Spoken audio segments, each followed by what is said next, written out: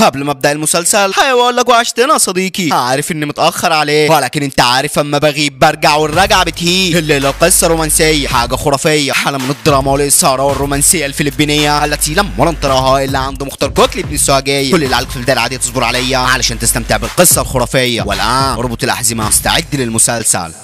هو بيبدأ المسلسل بجيجي اللي بتكون منقولة من مدرستها القديمة لمدرسة القيمة الدولية. بتقف قدام المدرسة وبتقول تجربة جديدة ومغامرة جديدة. يا رب قدرنا وكفينا شر الحديدة. خش يا بنت جاي، انت قدها وهتعمليها. وفعلا بتخش كلها طاقة وحلوية، والظاهر ان الغدا النهارده ملوخية. بتقول يا لهوي العيال كلها هنا ولادنا، الفلوس باينة قوي عليهم. يا نهار ابيض، دي مش مدرسة، ده فندق 5 نجوم. وهوب حمادة بيخبط فيها. بتقول له ما تفتح ياما، بيسيبها ويمشي. بتقول في ايه يا بنت جيجي، احنا متفقين ما نعملش مشاكل هنا ونبقى اولاد ناس محترمين، ما تخرجيش الحلبيه اللي جواكي. بتخش على الاستقبال وبتقول له هو فين القسم ده لو سمحت. بيقول لها نهار اسود، قسم ايه ربنا يعينك. بتخش جوه بتلاقي كتابه على الحيطان وحاجه اخر كآبه. بتخش على الشباب وبتقول لهم صباح الخير يا جدعان. طب عبروني انا بقول صباح الخير. بيخرج من وسطهم رئيسهم ماسك المصاصه في بقه. وما تغركش المصاصه يا صديقي، الواد حرفيا وحش مهين، اسد عرين اسمه كيفا. جي بتقول له معلش يا عمده هو فين قسم ايه ده. بيقولها على الانتريه. بتقول له نعم. بيقولها العبي بعيده شاطره. بتقول له ما هو انا سالت قالوا لي هنا. بيقولها انا بقول لك بره. بتترعب وبتاخد بعضها وتمشي. بتروح على فصل تاني وبتقعد وسط الطلبه. راكي بتقول لها انت جديده هنا. بتقول لها لسه اول يوم النهارده. بتقول لها انا رئيسه الفصل، معلش ممكن نشوف الاستماره بتاعتك، اصل ما فيش حد قال لي ان في طالبه جديده هتيجي هنا عند الفصل. بتقول لها اهي انا مصوراها. بتشوف الصوره. بتقول لها انت هنا في قسم جي ومكتوب في الاستماره بتاعتك قسم ايه. بتقول لها ازاي الكلام ده، ما هو انا رحت هناك قالوا لي انت مش هنا. بتقول لها يبقى ابو مصاصه عملها فيكي. بتاخد شنطتها وبتروح جري على هناك. بتلاقي كيفر لسه بالمصاصه، وبقى الطلبه قلبين الفصل فرح ولا عاملين حساب للاستاذ اللي واقف بيشرب. الاستاذ بيقول لها تعالى يا جيجي ايه اللي اخرك ده كله. بتقول له معلش يا استاذ في واحد باصه سوحني بس ملحوقه. بيقول لهم اسمعونا يا شباب، راحوا زميلتكم جيجي عرفيهم على نفسك يا جيجي. بتقول لهم انا اسمي جاسبر جين ميريان، تقدروا تختصروا العنوان ده كله وتقولوا لي يا جيجي، ولا بيعبروها. بيفضلوا يهزروا مع بعض. والاستاذ بيقول لهم طيب يا ريت يا محترمين تقوموا ترحبوا بيها واحد ورا التاني. رئيس الفصل ومرحب بيها. كيفر بيقف ولكن ما بيتكلمش معاها. المدرس بيقول له يا ابني اسالها اي سؤال، ما ينفعش تاخد البنت وش كده. بيقول لها انت لسه بنت بنوت. بتنصدم. بيقول له يا ابني انا بتكلم جد. بيقول له انا بتكلم جد يا استاذ، انت قلت لي اسال وسال. جيجي بتقول له الظاهر انك مهتم قوي بالحوارات دي، وطالما مهتم بيها قوي كده يبقى في حد عمل معاك الجلاشه وانت صغير. بيقول لها لا ده انت قلبك جامد بقى. بتقول له ما انا كل يوم بوديه الجام، تحب تيجي معايا. بيقول لها هو ربنا اللي ركبك انا الجان، كلها يومين مش هتعرفي انت رايحه فين ولا جايه منين، هقلب لك كيان. بتقول له اليومين دول مش هيكفوني لاني هعمل فيك عمايل مش هتنيمك الليل. الاستاذ بيقول لهم طيب كفايه كده انتوا الاثنين، يلا يا جيجي خش جوه. بتخش جوه وبيبدا الدرس. جيجي بتفضل بص حواليها ما بتلاقيش ولا بنت في الفصل. بتقول عادي اكيد كلهم غايبين النهارده. بتبدا تكتب ورا المدرس، وهوب كيفر بيديها واحده خلفي بتدوشها. بتلف دماغها وبتقول مين اللي عمل كده. الناحيه الثانيه واحد برضه بيضربها، وكل ما بتبص في ناحيه واحد يضربها العاك. بيفضلوا يرموا عليها ورا، وكيفر بيجهز لها قنبله ويوزع. بتقول لهم ما كفايه اللي ادب بقى. المدرس بيقول لها في حاجه يا جيجي. بتقول له بيرموا عليا زباله يا استاذ. بيقول لهم انتوا فصل مهزأ اصلا ما فيش فيكم فايده، وبيسيبهم ويمشي. كيفر بيقول 1 2 3، بينزلوا فيها تخبيط من كل اتجاه، وبتاخد بعضها وتمشي. بتروح على الغدا بتلاقي الكل بيتكلم عليها، واللي بيتقال يا صديقي يا حرام دي راحت على قسم ايه. رئيس القسم جيم بتقول لها تعالي يا جيجي. بتروح لهم بتقول لها ها عملوا معاكي ايه في القسم. بتقول لها ابدا استقبلوني احسن استقبال. الكل بيستغرب، وابن عمها ارس بيقول لهم ما تخافوش عليها، جيجي بألف راجل هتعرف تتعامل معاهم كويس. راكي بتقول لها طيب خليكي تغدي معانا. بتقول لها ما اقدرش، الظاهر كده ان زمايلي اتعلقوا بيا ولازم اتغدى وسطها. بتسيبهم وتمشي. اوفريا بتقول لهم دي كدابه وباين عليها كدبه قوي، وبعدين ما تزعلش مني يا ارس، بنت عمك دي بيئه وبلدي قوي. وارس ولا مركز معاهم، بيكون مركز مع حبيبه القلب ايلا. في الوقت ده جيجي بتخش الفصل وبتقول ايه الهبد ده، المكان معفن خالص. بتنظف التخته دي وبتقعد تاكل عليها، وهوب طلبه الفصل كلهم بيجي يهجموا عليها. بتقول له ولا يا ابني الهرمه منك ليه ده اكلي. بيقول لها احنا بنقعد هنا طول اليوم ما بناكل. بياخدوا الاكل، وكيفر بيبص لها من بعيد وبيضحك. بيسيبها ويمشي. وفليكس بيقول لها معلش يا قمر انا اسمي فيليكس. بتقول له هم ليه خدوا اكلي، دي قله ادب. هي قله الادب وصلت عندهم للمرحله دي. هو بتخرج طبق الاكل ده برضه من شنطتها، برضه بيخطفوه ويجروا. بيقول لها خلي بالك من اكلك بقى، انت ما بتتعلميش. بتقول له يعني وجباتهم ما بتكفيهمش. بيقول لها بصراحه كده احنا ممنوعين نخش المطبخ اصلا لان صيت قسم ايه مسمع في المدرسه كلها، بنفضل لحد ما بنروح ما بناكل، لما بنلاقي اكل على اي ترابيزه في القسم هنا بناكله. بتخرج كيس الشيبسي ده بيخطفوا منها وبتطير. بيقول لها يا بنتي بقول لك بقالي ساعه ما تطلعيش اكل هنا، انت ما بتسمعيش الكلام. هو بيسيبها ويجري. بيرجعوا تاني كلهم على الفصل، والمدرسه دي بتخش عليها بتقول لهم بذمتكم ده فصل ولا مقلب زباله، مفيش حصص هروح اجتماع. ارجع الاقي الفصل ده بيلمع. كلهم بيفرحوا قوي. بتقول لهم انا كنت مستنيه حركه زي دي، بس وحياه رجعت لقيت الفصل ما اتكنسش، لا سقطكم كلكم في الماده بتاعتي وبتسيبهم وتمشي. كلهم بيلبسوا شنطهم وبيخرجوا بره جاري. جيجي بتقول لهم على فين؟ انا مش عايز اسقط. كيفر بيقول لها نضفي المكان يا عره وبيسيبها ويمشي. بتروح تشيل القماشه دي، بتلاقي الدواليب بتاعتها كل دولاب عليه اسمه كل واحد فيهم. بتبص على دولاب كيفر، بتلاقي جنبه ضرفه قيله وبينهم قلب ملزوق. بتستغرب، بتمد ايديها على ضرفه كيفر، في ثانيه بيكون قدامها. بيقول لها انت كده بتهبلي معايا. بتقول له ايه اللي مخوفك قوي كده جوه الدولاب؟ بيقول لها خلاص يا بنت انت، وربنا لو عملتي حركه زي دي لخرسك بطريقتي. بيقرب منها وعينيها بتيجي في عينيه، وانا وانت صديقي بصينا عليه. بيقطع نظراتهم فليكس اللي بيقول لهم شايفكم بالسرعه دي يا كيفر، لحقتي يا مجنون توقعها فيك، عارفك من يوم الغشيم. جيجي بتبص له بقرف وبتسيبه يا دوب بتخطي بيجيبها على الارض. بيفضلوا يضحكوا عليها، وبعد ما تخلص تنظيف بتروح على البيت وبتسلم على خالتها. تاني يوم بتروح على المدرسه وبيجي وقت الغدا، بتاخد اكلها وبتطلع على مخزن القيس. بتقعد ولكن كيفر بيكون نايم في المخزن. بتقول الحمد لله مفيش حد من الهمجيين هنا، هاجي اكل هنا ومحدش هياكل اكل تاني. كيفر بيقول لها اثبت يا بنت مكانك، بتاكلي ايه؟ بتقول له زي ما انت شايف. بيقول لها لسه ما شفتش هاتي. بتقول له مش ملاحظ انك بارد؟ بيقول لها هناكل سوا. بياخد معلقه وبيديها الطبق تاخد معلقه، بتسيبه ياخد الطبق. بتركز معاه وهو بياكل. بيقول لها انت بصلي كده ليه يا بنت انت؟ بتقول له يا عم وانا هبص لك ليه؟ من جمالك الفتاك يعني؟ وبعدين هات الاكل ده وروح هات وجبتك. بيقول لها ممنوع نخش المطبخ. بياخد معلقه وبيسيبها ويمشي. كلهم بيتجمعوا تاني في الفصل، وبمجرد ما جيجي بتخش عليهم واحد منهم بيديها الورقه دي. بتقول لهم ايه ده؟ كيفر بيقول لها تنزل المطبخ تجيب لنا الاكل ده كله وتطلعي. بتقول لهم نعم، هو انت شايفني الفلبينيه اللي باباك جابها لك؟ بيقول لها اسمعي يا بنت انت من يوم ما جيتي هنا وانا مش طايقه، ما تخلينيش اوريكي وش انا وانت هنخاف منه، فرصتك الوحيده تسمعي كلامي ولا اقسم بربي. بتقول له لا ما تقسمش يا حبيبي، على اساس اني حباك وميته فيك من يوم ما شفتك، انا امنيه حياتي اديك واحده في وشك اغميك، اوعى ما كنتش فاكرني اللي اسمها ايه. بيغضب وبيقول لها ده انت ايامك هتبقى سودا معايا. بيخش عليهم المدرس، بيخلصوا الدرس وبيخرجوا كلهم بره. جيجي بتروح على المطعم. كيكو بيقول لها ازيك يا جيجي، هو انت البنت الجديده اللي هنا؟ انا اسمي كيكو، هو انت ما لقيتيش غير قسم ايه اللي تروحي فيه؟ بتقول له نصيب بقى. بيقول لها طيب تعالي نشرب حاجه. بتشوف اريس ابن عمها قدامها، بتقول له معلش بقى مره تاني سلام، وبتسيبه وتمشي. بتاخد اكلها وبتخش المخزن بالراحه. بتلاقي فيليكس في المكان، بيقول لها اكليني معاكي. بتقول له وطي صوتك يلا خد دي وطرقني. التاني بيخش عليها وبيقول لها وانا؟ بتقول له خد وطرقني. اغلبهم بيحضر في المكان، بتديهم كل واحد حاجه، وهوب بيخش عليهم يوري. كلهم بيروحوا جري عليه. جيجي بتقول له مين ده كمان؟ هي المشرحه ناقصه قتله؟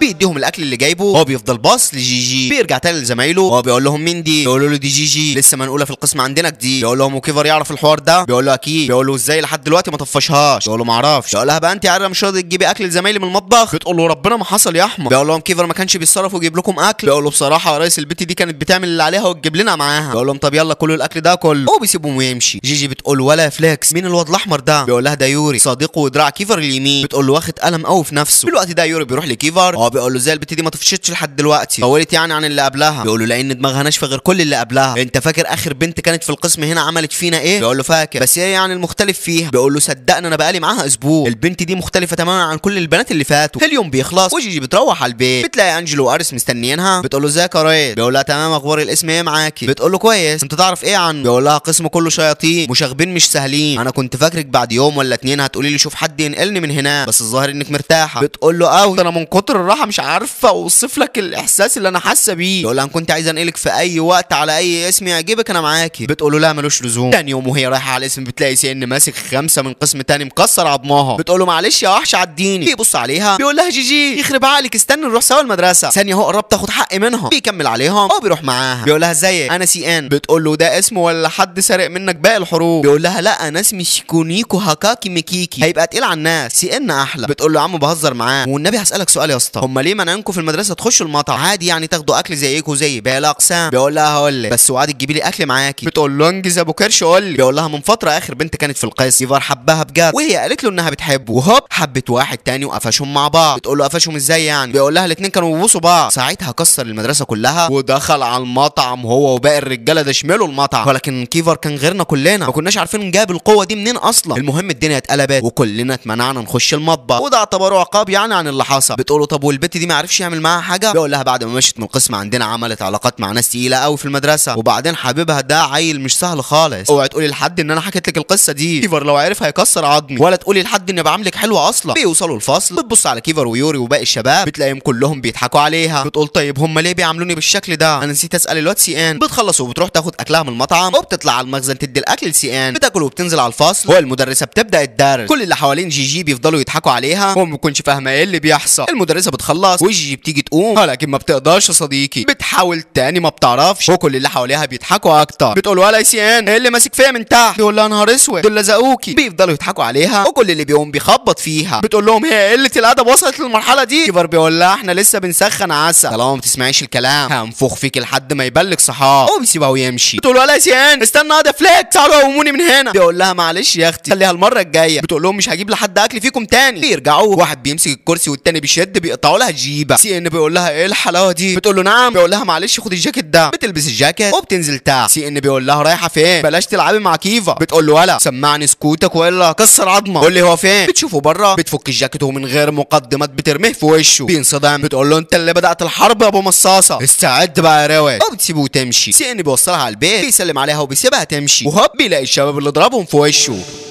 رئيسهم بيقول له ايه يا عسل فاكر ان احنا هنسيبك بعد اللي عملته فينا؟ بيقول له لا طبعا. بيقول له مين العسل اللي كانت معاك دي؟ علشان بعد ما نكسر عظمه هنخش نعمل معاها الجلاشه. بيغضب. هو بيقول له طيب احنا هنقضيها كلام، تعال نخلص اللي بينا بعيد وابقى ارجع لها تاني، ده لو عرفت اصلا. تاني يوم جي بتروح على المدرسه بتخش على الفصل وبتفضل تدور على سي ان ما بتلاقيهوش، وهوب كيفر بيخش عليها بيديها الورقه دي. بتقول له دي ايه ان شاء الله؟ بيقول لها ده الاكل اللي هتجيبيه من المطبخ على الغدا. بتقول له انت عايزني اجيب كل ده؟ بيديها الفلوس. بتقول له انا ايه اللي يجبرني اجيب لك اكل يا عره؟ بيقول لها هو ما حدش قال لك بره ان احنا لما بنجوع بناكل اي لحم قدامنا؟ بيثبتها. البت بتثبت. هو بيقول لها ها هتجيب الاكل ولا تتاكلي انت؟ بتقول له على جثتي. على الغدا بتروح تجيب الاكل عافيه واقتدار، وهوب الاكل كله بيقع منها على الارض. فارس بيخش عليها بيلاقيها بالمنظر ده. بيقول لها انت بتعملي ايه؟ اكيد الاكل ده للكلاب بتوع قسم ايه، انجزي رجعيه. بتقول له معلش يا اخويا سامحني مش هقدر. وبتسيبه وتمشي. بيغضب. وهي بتخش الفصل بتقول يا زاف اهو الاكل اللي انت عايزه، هي تطلب مني اي حاجه تاني. بيضحك. بتكون ماشيه، ولكن فليكس بيقول لها رايحه فين؟ تعالي هناكل سوا. بتفرح قوي وفعلا بتخش وسطها. بتبص على يوري بتقول له انت مش بتاكل ليه يا عم؟ طب ايه رايك اجي اكل معاك برضه؟ يبقى الاكل مش عاجبك، انا عارفه الناس الحمرا دي، خد يا عم الشوكولاتايه دي. بيسيبها ويمشي، وكيفر بيضحك عليها. المدرسه بتخش عليهم وهو بيقول لهم في طالبه هنا اسمها جيجي فرنانديز. بتقول لها انا يا استاذه. بتقول لها انت فرنانديز؟ هو انت يا بنت قريبه اريس فرنانديز؟ بتقول لها ايوه يا فندم. الشباب كلهم بيكونوا في منتهى الصدمه، وكيفر بيقول لها انت ازاي قريبه اريس؟ بتقول له زي الناس ابن عمي يعني. كيفر بيتجمد مكانه وكأن نزل عليه لوح تلج. مش هو بس يا صديقي، هو وكل اللي حواليه. المدرسه بتقول لها طيب يا بنتي ايه اللي جابك هنا؟ ما كنت خليكي في قسم ابن عمك. ما علينا اتفضلي اقعدي. الحصه بتخلص والكل بيخرج، محدش بيعبرها ولا حتى بيغلسوا عليها زي كل مره. بتقول في ايه يا جدعان؟ هو انا ريحتي وحشه ولا ايه؟ واد يا فيلك خد معايا شوكولاته. محدش برضه بيعبرها، وكلهم بياخدوا بعضهم ويمشوا. كيفر ويوري برضه بيخرجوا ولا بيعبروها. بتستغرب وبتقول ايه التغيير ده؟ ليه ما حدش فيهم معبرني؟ بترجع على البيت وبتتصل بسي ان. بتقول له يا معلم ليه ما جيتش النهارده؟ بيقول لها مفيش تعبان شويه هاجي الاسبوع الجاي. بتقول له ليه ايه اللي حصل؟ بيقول لها مفيش بقول لك تعبان شويه. بتقول له تعبان مالك يعني؟ تعب ايه اللي خليك تقعد اسبوع ده؟ بيقول لها بعدين ابقى اقول لك. بتقول له طيب يا اسطى انا النهارده الشباب كلهم كده ما حدش فيهم بقى ينكش، ما تعرفش ايه اللي حصل؟ بيقول لها هعرف منين اما اجي نبقى نشوف ايه اللي حصل. بتقول له طب ما تتصل. بيقفل في وشها. بتنزل وبتفضل تلف في البيت زي النحله، وهوب اريس بيرجع من بره. بتقول له اخيرا كل ده تاخير يا عم. بيقول لها في ايه؟ ما بتردش عليه. بيقول لها ما تنجزي. بتقول له هو انت في عداوه بينك وبين قسم ايه؟ بيقول لها انا اللي عادتهم. مين اللي قال لك الكلام ده؟ بتقول له ما حدش، بس مره واحده اما عرفوا انك ابن عمي ما حدش فيهم بقى يعبرني. بيقول لها وانا مالي؟ بيساليهم لما تشوفيها. بتقول له ما هم كلهم ما حدش فيهم راضي يكلمني. بيقول لها عايزين اعمل لك ايه انا بقى؟ ما هو انجلو قال لي كان قالك من هناك وانت مش راضيه، خليكي بقى معاهم. وبيسيبها ويمشي. تاني يوم كيفر بيجيب زميله الهكرنجي بيقول له هات لي ملف جيجي من مدرستها القديمه. بيجيب له الملف. بيقول له البت دي شرسه قوي يا كيفر. بيقول له وريني كده. نهار اسود، ضربت شاب بقلم رصاص علشان عاكسها، وضربت واحد تاني ضايقها. البت دي مش سهله خالص. في الوقت ده جيجي بتحضر بتلاقي سي ان قدامها. بتقول له ولا اخيرا رجع؟ ايه اللي معورك التعويره دي؟ بيقول لها بسيطه، شويه عيال هاتي يتلموا عليا بس برضه كسرت عظمها. بتخش معاها المدرسه والمدرسه بتخلص الحصه. بتقول لهم يلا نضفوا الفصل ده كويس النهارده، وبتسيبهم وتمشي. الكل بيسيب الفصل وبيقفلوا على جيجي من بره. بتقول لهم عادي برضه انا مش هنضف لوحدي. واحد منهم بيقول لكيفر امتى هتخليها تمشي من القسم يا اسطى؟ بيقول له ما هو احنا شغالين اهو. بيقول له الظاهر ان اسلوبك الجديد مش ماشي معاها خالص، البت دي عايزه كيفر ابو دماغ ناشفه، وانت يا صاحبي شكلك كده طريق. بيغضب. هو بيقول لهم هنشوف. بيخش الفصل وبياخد سله الزباله يرميها وسط الفصل. بتقول له انت كده روش يعني؟ بيقول لها انت لسه شفت روشنه. بيجيب السله الثانيه وبرضه بيفضيها في نص الفصل. بتقول له ماله؟ بتجيب كرتونه الورق دي وبترميها في وشه صديقي. بيغضب وبيكون خلاص يضربها،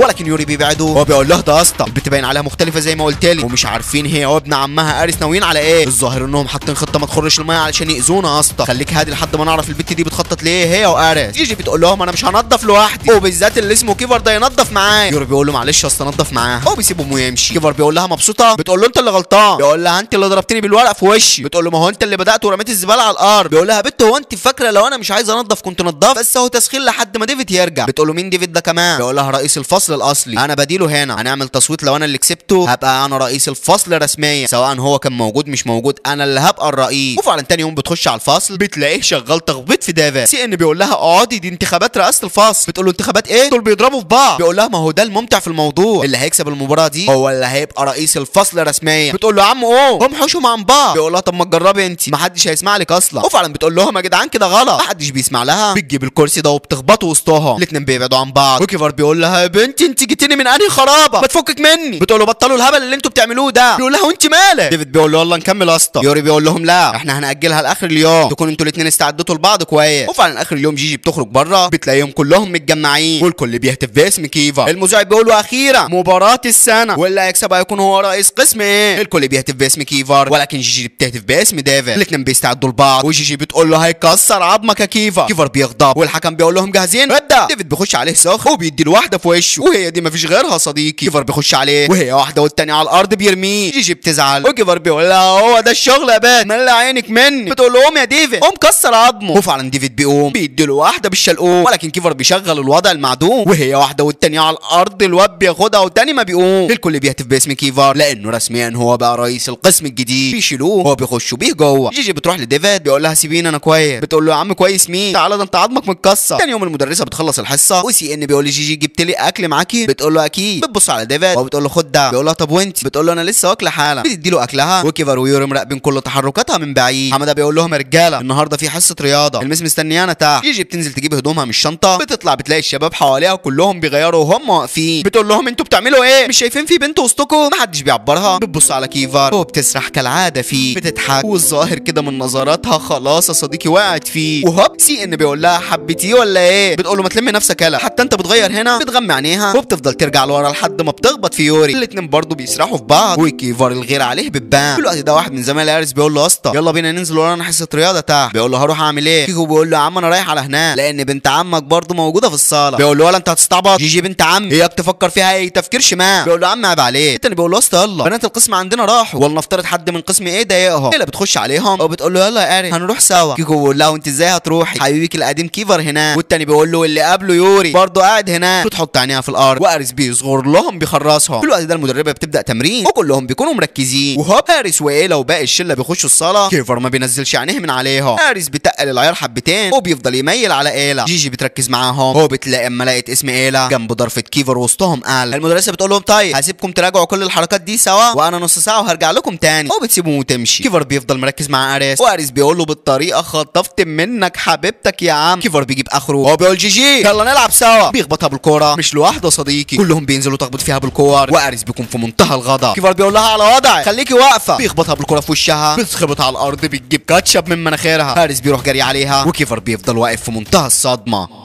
هاريس بياخدها على البيت بتفوق وبعد اسبوع بتروح تاني على المدرسه. وهوب فيليكس وثلاثه من الشباب بيروحوا جري عليها. بتقول لهم مش عايزه اي تنمر ولا خفه دم على مناخيري. فيليكس بيقول لها تعالي معايا. بتقول له اجي فين يا عم؟ وهوب كيفر بياخدها على ايديه بيقول لها من غير كلام امشي معايا. بتقول له بعد اللي عملته فيا؟ بيقول لها امشي يا بت انت اقعدي هنا. بتقول له يا عم انا ما بكلمكش اصلا. بيقول لها يا بت ما تعفرتنيش اقعدي هنا. بتقعد بيبص في وشها ومره واحده بيخبطها في مناخيرها. بتقول له يا غبي وجعتني. بيثبتها قدامه وهو بيفضل باص في عينيها. البت بتدوب اكتر ما هي دايبه. بيقول لها ما تتحركيش بقى. بيحط لها اللزقه وكل زمايلهم باصين عليها. بيطلب لها ايس كريم بيقول لها كلي ده. بتقول له دي رشوه برضه علشان اسامحك. بيقول لها زي ما انت عايزه تسميها سميها. بتقول له اشمعنى ايس كريم يعني؟ بيقول لها لانه نقطه ضعف اي بنت. بتقول له لا انا احبوش. قول له انا اسفه من قلبك وانا هسامحك. بيقول لها يبقى بتحلمي انا عمري في حياتي ما اعتذرت لحد. بتقول له يبقى احنا بنضيع وقت على الفاضي سلام عليكم. وبتاخد الايس كريم وبتمشي. بتقابل سي ان بتقول له يا اسطى هو ليه حمام البنات اللي في القسم بايظ؟ بيقول لها ونصلحه ليه؟ مفيش بنت بتيجي عندنا وتكمل اليوم اصلا. بتقول له طب وسع على. بتروح جري على حمام قسم تاني وهوب فيريا وزمايلها بيخشوا وراها. فيريا بتقول لهم كيكي ومين اللي ابص له ده؟ هي القطه كلت كلابها ولا ايه؟ وكمان البنت اللي عامله ضجه في قسم ايه دي؟ الكل مستغرب ازاي لسه موجوده في القسم اصلا، ما هي شبههم زباله اكيد مش هتستحمل تقعد وسطها. ميكا بتقول لها يا بنتي عيب عليكي احنا ما نعرفش البنت كويس ليه بتشتمي عليها؟ وقدري برضو انها تبقى بنت عم اريس. بتقول لها واريس كمان اللي ماشي مع ايلا ده بعد ما لفت على يوري وكيفر اهي بتلف عليه هو كمان الواطيه. ميكا بتقول لها يا بنتي كفايه تخبيط في الناس. بتقول لها ناس مين؟ ايلا دي زباله بالظبط زي جيجي. جيجي بتسمع كل اللي اتقال وبتخرج من الحمام كلهم بينصدموا. جيجي جيجي بتقول لها بقى انا زباله، بتعبي ايديها ميه وبترزعها في وشها، بتاخد بعضها جري لبره، بتروح على الفصل وبتقول خبوني، بتستخبى ورا ديفيد. كيفر بيقول لها انت هببتي ايه؟ فيريا بتخش وراها وبتقول لهم هي فين؟ كيفر بيبص عليها وبيبص على جيجي وبيتاكد ان جيجي عملت معاها الجلاشه، بيضحك وبيخرج جيجي، بتقول لها تعالي، بتاخدها بره وشباب الاقسام كلهم بيتجمعوا في المكان. كيفر وزمايله بيخرجوا بره وفيريا بتقول النهارده بنت الهرمه دي رشت عليا ميه في الحمام. هارس بيحضر وبيقول لهم في ايه؟ بتقول له الزباله رشت عليا ميه. بيقول لها ما تغلطيش دي بنت عمي، بس برضه طالما غلطت فيكي يبقى تتعاقب. فيريا بتقول يا سلام هو ده الكلام، يعني ما حدش هيشيلني عنك يا عسل علشان اسامحك ترودي قدامي وتبوسي جزمتي وتقولي لي ابوس ايديكي ورجليكي يا ست الناس كلها سامحيني. كيكو بيقول لها عيب كده يا فيريا. بتقول له اخلص خالص يا ده انت انجزي يا بات. بتقول لها بتحلمي صح؟ طب ما تقولي لهم ليه انا رشيت عليكي ميه؟ مش برضه كنت بتتكلمي عن ايلا؟ فكريني بس كده كنت بتقولي عليها ايه بالظبط؟ بتقول لها انا ما كنتش بقول حاجه، انت كدابه. بتقول لها يا سلام ما قلتيش ان ايلا زباله زي ما كانت ماشيه مع يوري وكيفا ودلوقتي بتلف على المقطف اللي اسمه اريس؟ اريس بيقول لها الكلام ده صح يا فيريا؟ زميلة فيريا بتقول له لا يا اريس، فيريا ما قالتش الكلام ده. بيقول لهم الكلام ده اتقال مين بقى اللي قاله؟ فيريا بتقول له دي ميكا. جيجي بتقول له لا على ما اعتقد مش ميكا، البنت دي تقريبا كانت بتقول لهم عين. ما حدش بيسمع لها ورجاله اريس بيجرجروها. صاحب كالكس من قسم ايه بيخش عليهم وبياخدها من وسطهم، بيقول لهم ميكا تخصني ما حدش هيعمل معاها حاجه. اريس بيقول له لا ده انت عايز تولعها بقى. كيفر بيقول له هي ولقت اصلا ما حدش هيعرف يقرب ناحيه كالكس، والقسمين بيخش على بعض. فيريا بتقول لي جيجي انت السبب في كل ده وبتخبطها بحته قلم محترم. جيجي تسكت يا صديقي؟ لا والله، بتنزل تخبط فيها وابن الهرمه ده بيجيب جردر ميه وسخ وبقوم خلاص هيحميها، ولكن ديفيد بالجاكيت بتاعه بيروح يغطيها، بيكسروا عظم بعض وتعدي الساعات وتفوت الايام، وبعد اسبوع سي ان بيروح على المستشفى. بيسمع صوت جيجي في الاوضه جوه بتقول بالراحه يا كيفا، طب استنى اقلعهولك، استنى اقلعه علشان يسهل عليه. بيقول لها دي بس وما تتحركيش انا كده عارفه اتعامل كويس. بتقول له طب بالراحه بيوجع قوي. بيقول لها ما هو انت اللي بتتحركي كتير اهدي بقى. بتقول له يا عم ناشف. بيقول لها هعمل له ايه هو كده؟ سي ان بيجيب اخره هو بيقول لهم كده عيب يا جماعه،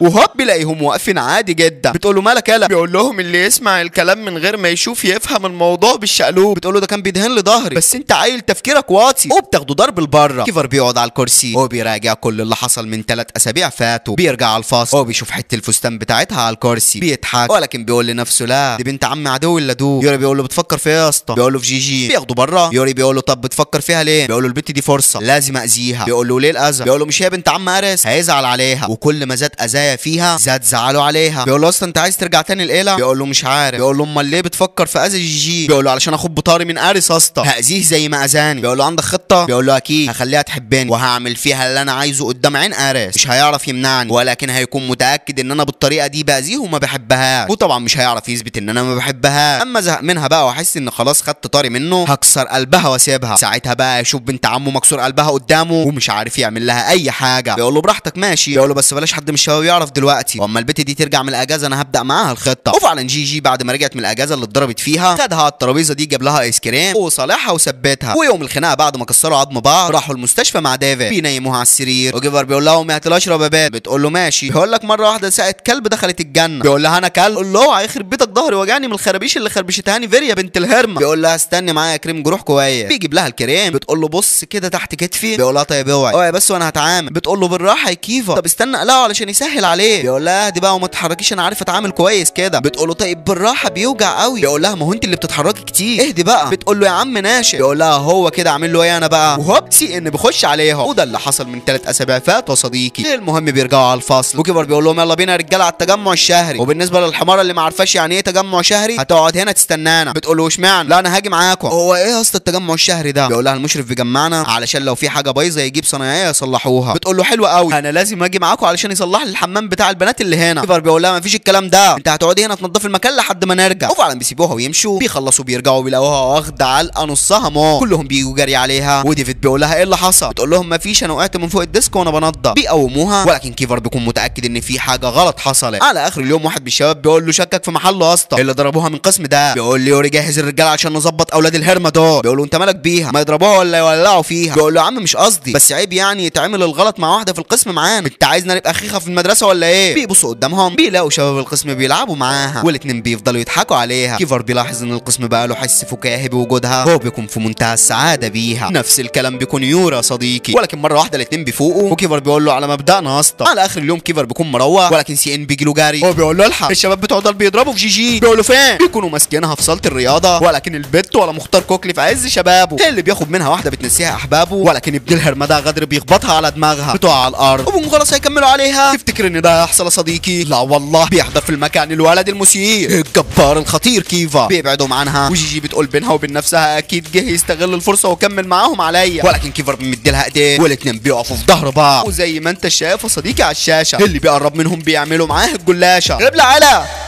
اللي بعده انا هساعده. مفيش هي واحده والتانيه من كل واحد فيهم بيكونوا مخلصين على معاليها، الاتنين بيريحوا جنبيهم. جيجي بتقول له مش هتشيلنا يا اسطى؟ بيقول لها وانا مين هيشيلني؟ بيتعدل، هو بيبص وبيسرح في عينيها، بتقول له ايه تشتريها؟ ما بيردش عليها، والاتنين بيكونوا في حاله لا يحسدوا عليها. بيقول لها يلا بينا، بتقول له مش قادره، بيقول لها براحتك، هو بيسيبها ويمشي. يورو وسيون بيحضروا في المكان، يورو بيقول لها هو فين؟ بتقول له مين؟ بيقول لها كيفا، بتقول له ماشي خلي بالك، بيلف على الواد يغميه، هو بيروح يشيلها على ايديه، يقول لها انا عايز منك خدمه، ما تجيبيش سيره كيفر في الخناقه دي علشان عامل مشاكل كتير قوي في المدرسه، مش عايزين المديره تزودهم عليه. بتقول له خلصان، وبياخدها ويمشي، وهم ماشيين المطر بيكون مغرقه الشوارع. بتقول له استنى انت رايح فين؟ هتسيبني هنا لوحدي؟ يا عم استنى انا غرست في الارض. بيرجع لها، هو بيقول لها بصي هعد من 1 ل3 تشدي نفسك معايا ها؟ بتقول له تمام، بيشدها وهوب بتقع عليه، بيسرح كمان هو في عينيها. يا ده عينيك اللي هتعذبنا النهارده يا جيجي، امال لو واسعه شويه كنت هتاخدي فليبين كلها فيهم. المهم يا صديقي بتقول له انت كويس؟ بيقول لها تمام، استني بقى هنا. بيروح يجيب العربيه بتاعته، بيفكرني بعربيه واحد صاحبي بي ام بس موديل ما قبل التاريخ يا صديقي. المهم بيقول لها اركبي، بتركب معاه، بيقول لها خد البسي ده، بيشغل لها التكييف سخن، بتنام وهم في الطريق، بيفضل سرحان فيها ولكن بيفوق، هو بيقول لها يلا وصلنا. بتقول له احنا فين؟ بيقول لها في بيتي، نامي عندي النهارده علشان الجو ده. بتنزل معاها عادي جدا، ويسلم الراجل اللي تعب وربى تربيه زي الفل. واحد يقول لي ما هو ممكن واثق فيها ميخ، ده لو رميها صديقي مش هيسيبها تبات مع زميلها في بيته. المهم بتقول له ما تهزرش، هو انت ساكن هنا؟ بيقول لها امشي. بتطلع معاه الواد بيه، الكل في استقبال معاليه، وجيجي بتكون في منتهى الدهشه، بيدخلها الاوضه دي، هو بيقول لها دي اوضتي والحمام اهو، خدي دش وهتنامي فيها. بتاخد دش وبتفتح الستاره، بتلاقي المنظر ده قدامها، بتقول ياه ناس عايشه وناس فايشه. يوري بيضحك عليها، هو بيقول لها ايه رايك؟ بتقول له حلوه قوي. انت عايش هنا لوحدك؟ بيقول لها عايش مع جدي بس مشغول في الشركات بتاعته، يعتبر عايش لوحدي. بتخش عليه طنط صفيه، هو بتقول له يوري بيه العشاء جاهز، جد حضرتك مستنيك تحت. بينزل لجده بيها، بيقول له مين دي يا يوري؟ بيقول له دي زميلتي في الفصل يا جدي. بيقول له ليه جبتها معاه؟ بيقول له الجو كان وحش بره. بيقول له ما تكدبش عليا. بيقول له اكدب عليك ليه؟ بيقول له انت اول مره تجيب واحده من زمايلك تبات معاه، قول لي يالا لو كده نقسمها بالنص. تورته يا حاج. بيقول لهم بهزر معاكم يا ولاد، انت اسمك ايه يا بنتي؟ بتقول له جيجي يا جدي. بيقول لها عارف، مش يبقى قريبك مريانو؟ بتقول له بالظبط. بيقول لها منورانا يا بنتي. ويوري ما اعرفش ايه اللي مزعله، تقريبا خايف جده يشقط البت منه. المهم تاني يوم بيروحوا المدرسه سوا، بتقول له واد يا يوري شفت جدك امبارح؟ يا لهوي كان شكلك عر قوي وانت خايف منه. بيضحك، والاتنين بيخشوا الفصل ضحكانين. كيفر بيبص ليوري بغضب، بيرجعه تاني حزين، بيقعد جنبه، بيقول له يا روش كنت فين وجاي منين انت وست الحلوين؟ بيقول له كنا في البيت عندي لان الجو كان وحش قوي امبارح، بس ما تخافش يا اسطى احنا على خطتنا ماشيين. وهوب واحد من قسم تاني بيخش عليها، بيقول كيفا وجيجي المديره عايزاكم. بيروحوا لها، بيلاقوا شباب قسم ده عندها، بتقول لهم ممكن اعرف ايه اللي حصل؟ ازاي تضربوهم بالطريقه الوحشيه دي؟ كيفا انت خلاص مطروح، انا زهقت منك ومن عمايلك. جيجي بتقول لها لا كيفر ملوش دعوه، انا صاحبه المشكله، هم اللي هجموا عليا في صاله الرياضه وكيفر انقذني منهم. بتقول لها يا بنتي ده انت مكسره عظمها، لازم تتصلي لي بولي امرك. بتتصل بانجلو، بيخش للمديره يخلص معاها وبيخرج لها تاني. بيقول لها كده يا جيجي انا قلت خلاص اتغيرتي، ايه اللي انت بتعمليه ده؟ بتقول له انا اسفه يا انجلو. بيقول لها مفيش اسفه، ابعدي عن القسم ده خالص، مالكيش دعوه بيهم اصلا، انا مش هحذرك تاني. وبيسيبها ويمشي. على بالليل كيفر بيلم شباب القسم كلهم في بيت يوري، بيقول لهم انا جمعتكم علشان اقول لكم ما حدش يقرب ناحيه جيجي من النهارده، تخصني انا وبس، ما حدش يتسرع ويفهمني غلط، دي خطه علشان اخد بطاري من اللي اسمه ارس، اخليها تحبني وهمثل برضه اني بحبها، وهوب هدمر قلبها، وبكده ابقى خدت بطاري من ارس. مش عايز تعاملكم يتغير معاها، بالعكس عاملوها كويس وسيبوا لي انا الباقي.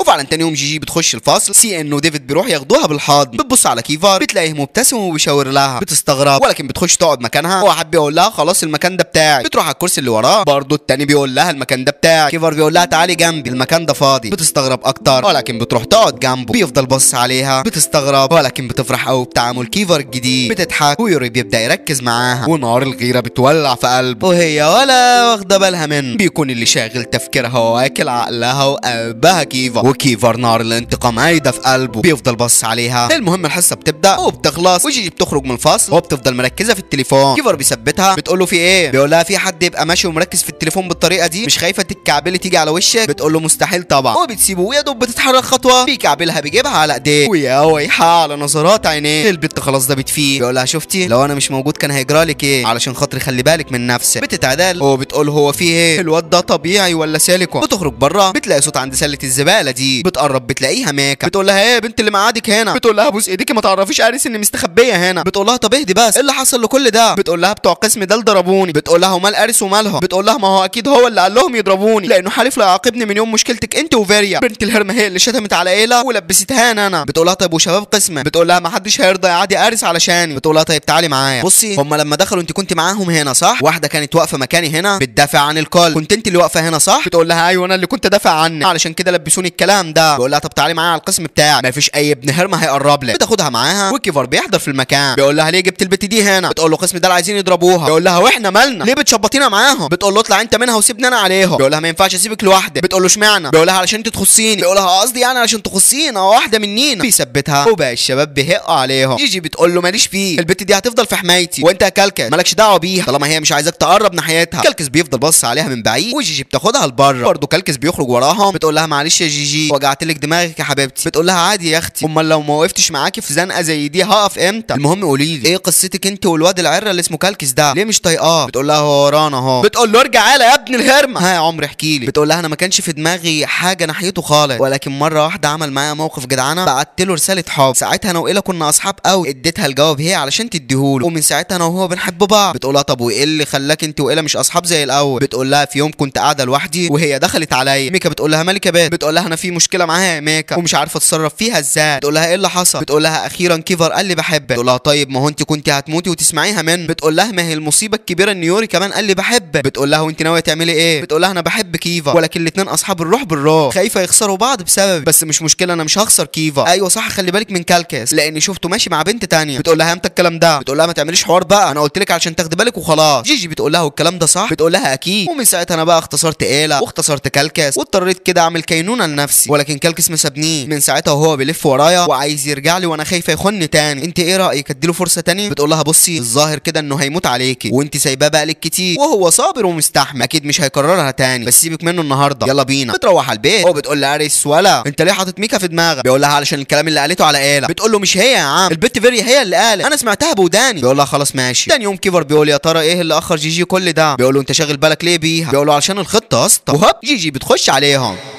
بتقول لي سي انه وحشتني يا قلبي. ديفيد بيخش بتقول له انت كمان يا عمري. كيفر بيغضب هو بيقوم لها وبيقول لها يا ترى انا هتقولي لي يا حبيبي؟ بتقول له بالظبط لما اديكي بيض هقول لك. وهوب بتخش عليهم إيلا الكل بيقعد مش على بعضه. البت باربا صديقي. المهم بتقول جيجي بتقول لها نعم معلش عايزاكي بره في كلمتين. بتخرج معاها بتقول لها انا حابه اشكرك على وقفتك جنب ميكا. بتقول لها بس كده؟ بتقول لها لا انا عايزه منك خدمه كمان، عايزاكي تخليها بعيد عن كلكس الواد ده ما بيحبهاش. بتقول لها ما اعتقدش لان تصرفاته بتقول انه هيموت عليها. بتقول لها علشان خاطري خليهم بعيد عن بعض. بتقول لها اشمعنى يعني؟ بتقول لها عادي خليها تشوف حياتها في اللي شاريها وهي منشفه دماغها مش راضيه باي حاجه. بتقول لها طيب هشوف. بتاخدها بالحضن وبتسيبها وبترجع على الفاصل. بتلاقيهم كلهم مستنيين على نار. ايه اللي جاب إيلا هنا؟ بتقول لهم في ايه يا جدعان؟ البت جت تشكرني على وقفتي جنب ميكا. كلكس بيبص في تليفونه وهو بيخرج جري من الفاصل. كلهم بيروحوا جري وراه. بيلاقوا جعفر راكع قدام ميكا وبيقول لها ابوس ايديكي وافقي انا هخليكي اسعد انسانه في الدنيا دي كلها. شباب كتير بيفضلوا يقولوا لها وافقي وكلكس واقف مشلول مرعوب لا توافق. جيجي بتبص عليه وهو بيكون رايحه لميكا ولكن كيفر بيقول لها استنى ما تتدخليش تاني في اللي مالكيش فيه. بتقول له يا عم ميكا ما تخليش حد يضغط عليكي في حاجه انت مش عايزاها. الا بتقول لها سيبيها جيجي كلكس ما بيحبهاش وهي خلاص مش حباه. بتقول لها مين اللي قال لك الكلام ده؟ كلكس ما حبش حد قد ما حب ميكا. اللي راقد على الارض بيقول لها انت مالك يا بت انت؟ ولكن بيطلع من وراها وحش عنيف بيرجعه تاني لورا. كلكس بيقول لها ميكا انا عارف اني غلطت وخنت ولكن صدقيني ندم ومستعد لاي عقاب في الدنيا دي الا انك تسيبيني لوحدي. بتغمض عينيها وبتقول له انا فعلا هعاقبك علشان ما تفكرش تعملها تاني انا بحبك. وجيجي بيكون في منتهى الاسترفنكس. كيفر بيبص عليها هو بيكون في منتهى السعاده. دور بيقول لهم خدناها بالسيف الواطي وابوها كان اسمه معط الحلوه اللي كسبناها. كلكس بيروح لجيجي هو بيقول لها انا مش عارف اشكرك ازاي انت اجمل حد عرفته في حياتي. هو بيروح جري ورا ميكا. جيجي بتريح على الكنبه هو بتقول عاش عليك يا بت يا جيجي. وهوب كيفر بيقول لها مبسوطه؟ بتقول له انت من امتى هنا؟ بيقول لها من زمان. بتقول له بارد يا اخي بتتدخل في اللي مالكش فيه. بيقول لها انا مش اسمي جيجي ها عارفه لو شفتك بتتدخلي تاني في اللي مالكيش فيه هقطع وداني. المهم هم فين؟ بتقول له بره. بيقول لها طب يلا بينا. بتقول له يا عم سيبهم براحتهم. بيقول لها غبيه هنبص عليهم من بعيد لحسن بتوع القسم ده اللي يطب عليهم. بتقول له يلا بينا. وفعلا بيروحوا لهم وبيفضلوا باصين عليهم من بعيد. بتقول له هم بيقولوا ايه؟ بيقول لها واحنا مالنا؟ بتقول له مش كانت فكرتك؟ بيقول لها لا دي تدخلاتك في اللي مالكيش فيه. بتقول له بذمتك انا غلطانه؟ بص ياد لما اتدخلت وفهمت كل واحد اللي ليه حصل ايه بذمتك ايه رايك في شكلهم مع بعض وردتين قاعدين مع بعض يا ناس. بص عليهم كده وهم بيتكلموا مع بعض بيركز معاهم. هو بيقول لها لو في اي حاجه في اي وقت حصلت معاك اتصلي بيا. بتسرح فيه ولكن كلكس بيقول بيقول بحبك قوي يا ميكا، بحبك ونفسي تسامحيني. جيجي بتفرح قوي وبتقول له سامع، هي دي الناس مش زيك يا قليل الاحساس. بمناسبه الاحساس، انت عمرك كنت رومانسي يا ليفا؟ بيقول لها مره واحده ومعاكي دلوقتي. بتضحك وهو بيضحك. بتقول له طب يلا بينا من هنا. بيمشوا وجيجي بتروح لميكا بتقول لها ها ايه الاخبار؟ اديت له فرصه تانيه؟ بتقول لها اديله الجواب ده وهتعرفي. بتاخد الجواب وبتديه لكلكس. الكل بيتجمع وكلكس بيفتح الجواب بيقراه. هو بيقول لهم وافقت يا جدعان، وافقت تديني فرصه تاني، وافقت يا جيجي. كلهم بيهيصوا وكيفر ويوري بيبصوا عليهم من بعيد وبيكونوا في منتهى السعاده. تاني يوم بينزلوا كلهم صاله الرياضه وبيبداوا تمرين سوا. كيفر بيفضل مركز مع ايلا واريس بيكون في منتهى الغضب. جيجي بتفضل تلعب وبتخبط في كيفر بتيجي على الارض. كلهم بيضحكوا عليها وهوب بتشنكله كمان هي بتجيبه على الارض. بيقول لها يا بنتي ما كانش قصدي. بتقول له احنا كده متعادلين. بيقول لها متعادلين مين؟ ده انت يوم كتير. بياخدها جري وراها لحد ما بيجيبها من قفاها. بيشيلها هو بيفضل يلف بيها وبيديها واحده في اللفه. كل اللي في المكان بيكونوا في منتهى الصدمه وكيفر بينزلها واريس بيروح لها وبيقول لها في حد ضايقك يا جيجي؟ لا ذكر يالا، على اساس انك لسه جاي حالا من بره. المهم بيقول لها تعالي معايا. كيفر بيقول له تاخد مين؟ انت عبيط. بيشدوا فيها هما الاثنين. بالراحه يا رجاله لا تتقطع.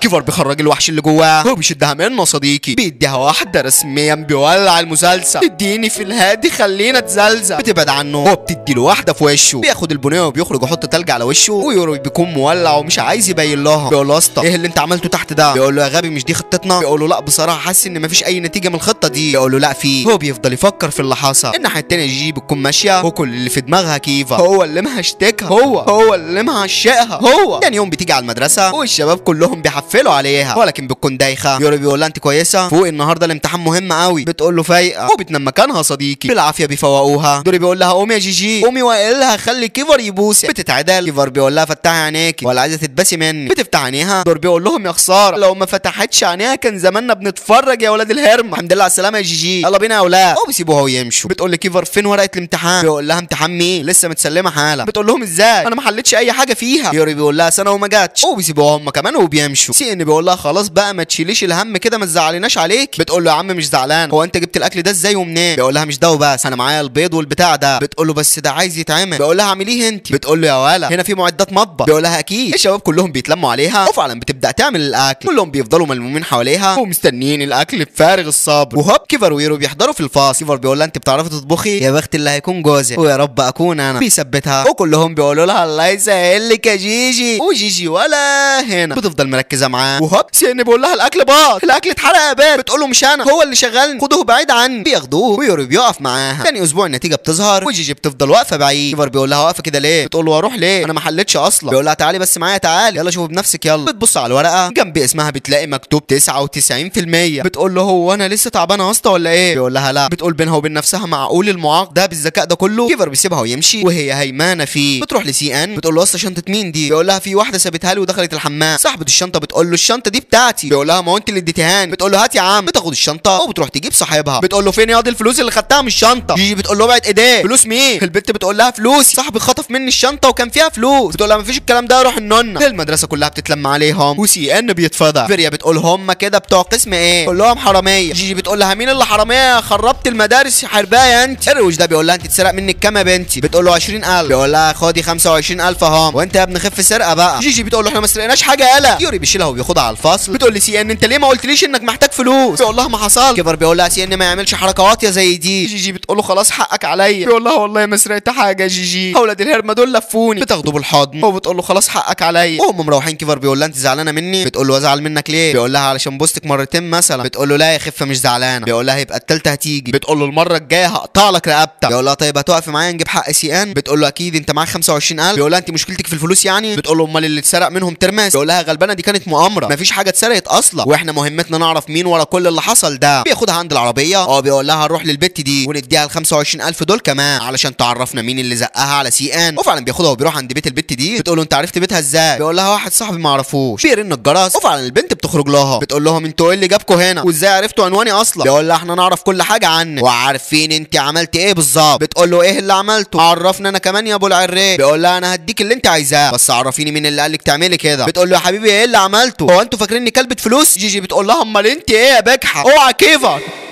بيقول لها اهدي يا بنتي، ياخدها عند العربيه وبيقول لها استنيني في العربيه. بتستناه وبيروح للبنت وبيرجع لها تاني. بيقول لها دي بنت هرمه، يا ريتني سبتك تضربيها. بتضحك. بيقول لها ما تضحكيش. بتقول له يا عم كنت عارفه انك مش هتعرف تتعامل معاها. بقول لك ايه يا اسطى، قول لي بصراحه مين اللي حلل لي ورقه الامتحانات بتاعتي؟ بيقول لها انا. وفعلا يا صديقي ساعتها نامت وهو سحب ورقه الامتحانات من غير ما اي حد ياخد باله الا يوري. يوري نار الغيره بتولع في قلبه ولكن ما بيقدرش يتكلم. تقول له طيب وايه اللي خلاك تحللي؟ بيقول لها ما تعرفيش تقولي شكرا. بتقول له لما تقول لي اسف. بيقول لها يا مساعد. تاني يوم بتروح على المدرسه وبتخش على الشخص اللي دفع الفلوس للبان. بتقول له خد فلوسك اهي. بيقول لها وانت مالك بالحوار ده؟ فيريا بتقول له اكيد سي ان حس بالذنب واداها الفلوس ترجعها. بتقول لها سي ان ما عملش حاجه، انا اللي سرقت الفلوس دي. فارس بيقول لها بلاش تعيش دور البطوله يا جيجي. بتقول له انا لا بعيش ولا بموت، اياكم اي حد تاني يجيب سيره سي ان على لسانه. وبتسيبهم وبتروح على الفاصل. كيفر بيقول لها انت هببتي ايه؟ بتقول لهم ولا حاجه. ديفيد بيقول لها فيريا صورتك ورفعت الفيديو على اليوتيوب. سي ان بيقول لها ليه كده يا جيجي؟ بتقول له لاني نفسي ضحكتك ترجع على وشك تاني، وبعدين يا عم ما تشيلش هم، يا ما دقت على الراس طبوع، انا متعوده لا يشغلني كلامهم ولا افعالهم. بياخدها بالحضن وكيفر ويوري بيكونوا متيمين بيها. كيفر بيروح لصاحبه الهكرنجي وبيخليه يشيل الفيديو من على جميع منصات التواصل الاجتماعي ومن على تليفون فيريا كمان يا صديقي. بيقول له عاش عليك يا صاحبي. بيقول له زي ما طلبت يا صاحبي، شلت لك الفيديو خلاص ما بقالهوش وجود، اما جيجي تعرف انك حذفت الفيديو هتحس انك شهم معاها وهتحبك اكتر كده، انت ماشي صح يا اخويا. بيضحك وجيجي بتخرج بره بتروح على الكافيه ده تريح دماغها من دوشه المدرسه وبتطلب اكل، ولكن الترابيزه الثانيه بيكون عليها بنات معاها في المدرسه. بيقولوا صاحب الكافيه معلش يا استاذ البنت اللي قاعده هناك دي حراميه، ممكن بعد اذنك تمشيها. وهوب يوري بيحضر في المكان. الراجل بيروح لجيجي وبيقول لها معلش الظاهر ان نسيت حضرتك مسمى، يا ريت تمشي لان الناس مش مرتاحه بوجودك وسطها. تقول له تمام ماشي وبكون خلاص ماشيه، ولكن يوري بيقول لها ارجعي مكانك، انت بتكسب كام في اليوم يا عمها؟ شوف انت بتكسب كام وانا هديك قده مره واتنين لو عايز، بس تفضلي المكان ده انا وزميلتي لوحدنا والا هخلي جدي هنمشي يشوف القصه دي معاه. يقول له هو انت جدك هنمشي؟ انا اسف يا سيد الناس حقك عليا، ثانيه واحده يلا يا بنت منك ليه من هنا يلا. بيمشيهم وجيجي بتقول ليوري يا سلام ده انت واصل قوي بقى. بيقول لها على قدي. الوتر بينزل لهم بالطلبات وبيقول لهم احلى مسا على فخادكم يا جدعان، اتفضلوا بهواء. وهوب كيفر بيحضر في المكان بيشوفهم سوا قاعدين بيهزروا وبيضحكوا ونظرات يوري ليها ما بتعجبهوش. بياخد بعضه ويمشي ويوري بيقول بينه وبين نفسه انا مش عارف ابطل تفكير فيها، معقول اكون بحبك يا جيجي؟ في الوقت ده كيفر بيوصل للمدرسه وبيكون مجمع كل زمايله وبيقول لهم احنا كده ما قدامناش غير حل واحد بس، ادرك زميلي الهكرنجي هخليه يخترق كاميرات مراقبه المدرسه ويجيب لنا اي دليل يثبت براءه سي ان. ادريكس بيقول له ما تقلقش يا اسطى اديني شغال، بس يا اسطى عليها حمايه بنت هرمه مش هقدر اخترقها. بيقول لهم ما فيش غير ان احنا نجيب ابن الهرمه ده والبنت دي. في الوقت ده يوري بيروح جيجي بتقول له تعالى، بتدخله البيت وبيتعشوا سوا، بيتعرف على عائلتها وجيجي بتوصله بره. بيقول لها اشوفك بكره، بتقول له اكيد. بيقول لها توحشين، بتقول له ماشي وبيسيبها ويمشي. ثاني يوم بتخش الفصل بتلاقي الرجاله زانقين الواد وماسكين البنت على جنب. بتقول لهم ايه ده؟ ديفيد بيمسك ايديها بتقول لهم يا عم حرام عليكم. بيقول لها مش حرام اللي عملوه في سي ان. بتقول له يا عم مش هيقول حاجه اما تضربه، سيب البنت يا عم. كيفر بيقول لها عندك حل تاني؟ بتقول له اكيد بس ضربك ليهم مش هيفيد. البنت بتقول لها خلاص يا جيجي انا هقول لكم على الحقيقه. بتقول لها قولي. بتقول لهم مش هينفع لو قلت هيشفلحوني. كيفر بيقول لهم ولا امسكوها تعالى لي يا حبيبي. بتقول لهم خلاص سيبوا حبيبي وانا هقول لكم بصراحه كده سي ان ما سرقش حاجه، بس انا في حد قال لي اعملي كده. بيقول لها مين؟ بتقول له مش هينفع اقول اسماء. بيقول لها خلاص تعالي يا راكي. راكي بتخرج بالكاميرا وجيجي بتقول لهم يا ولاد اللعيبه انتوا كنتوا بتصوروها؟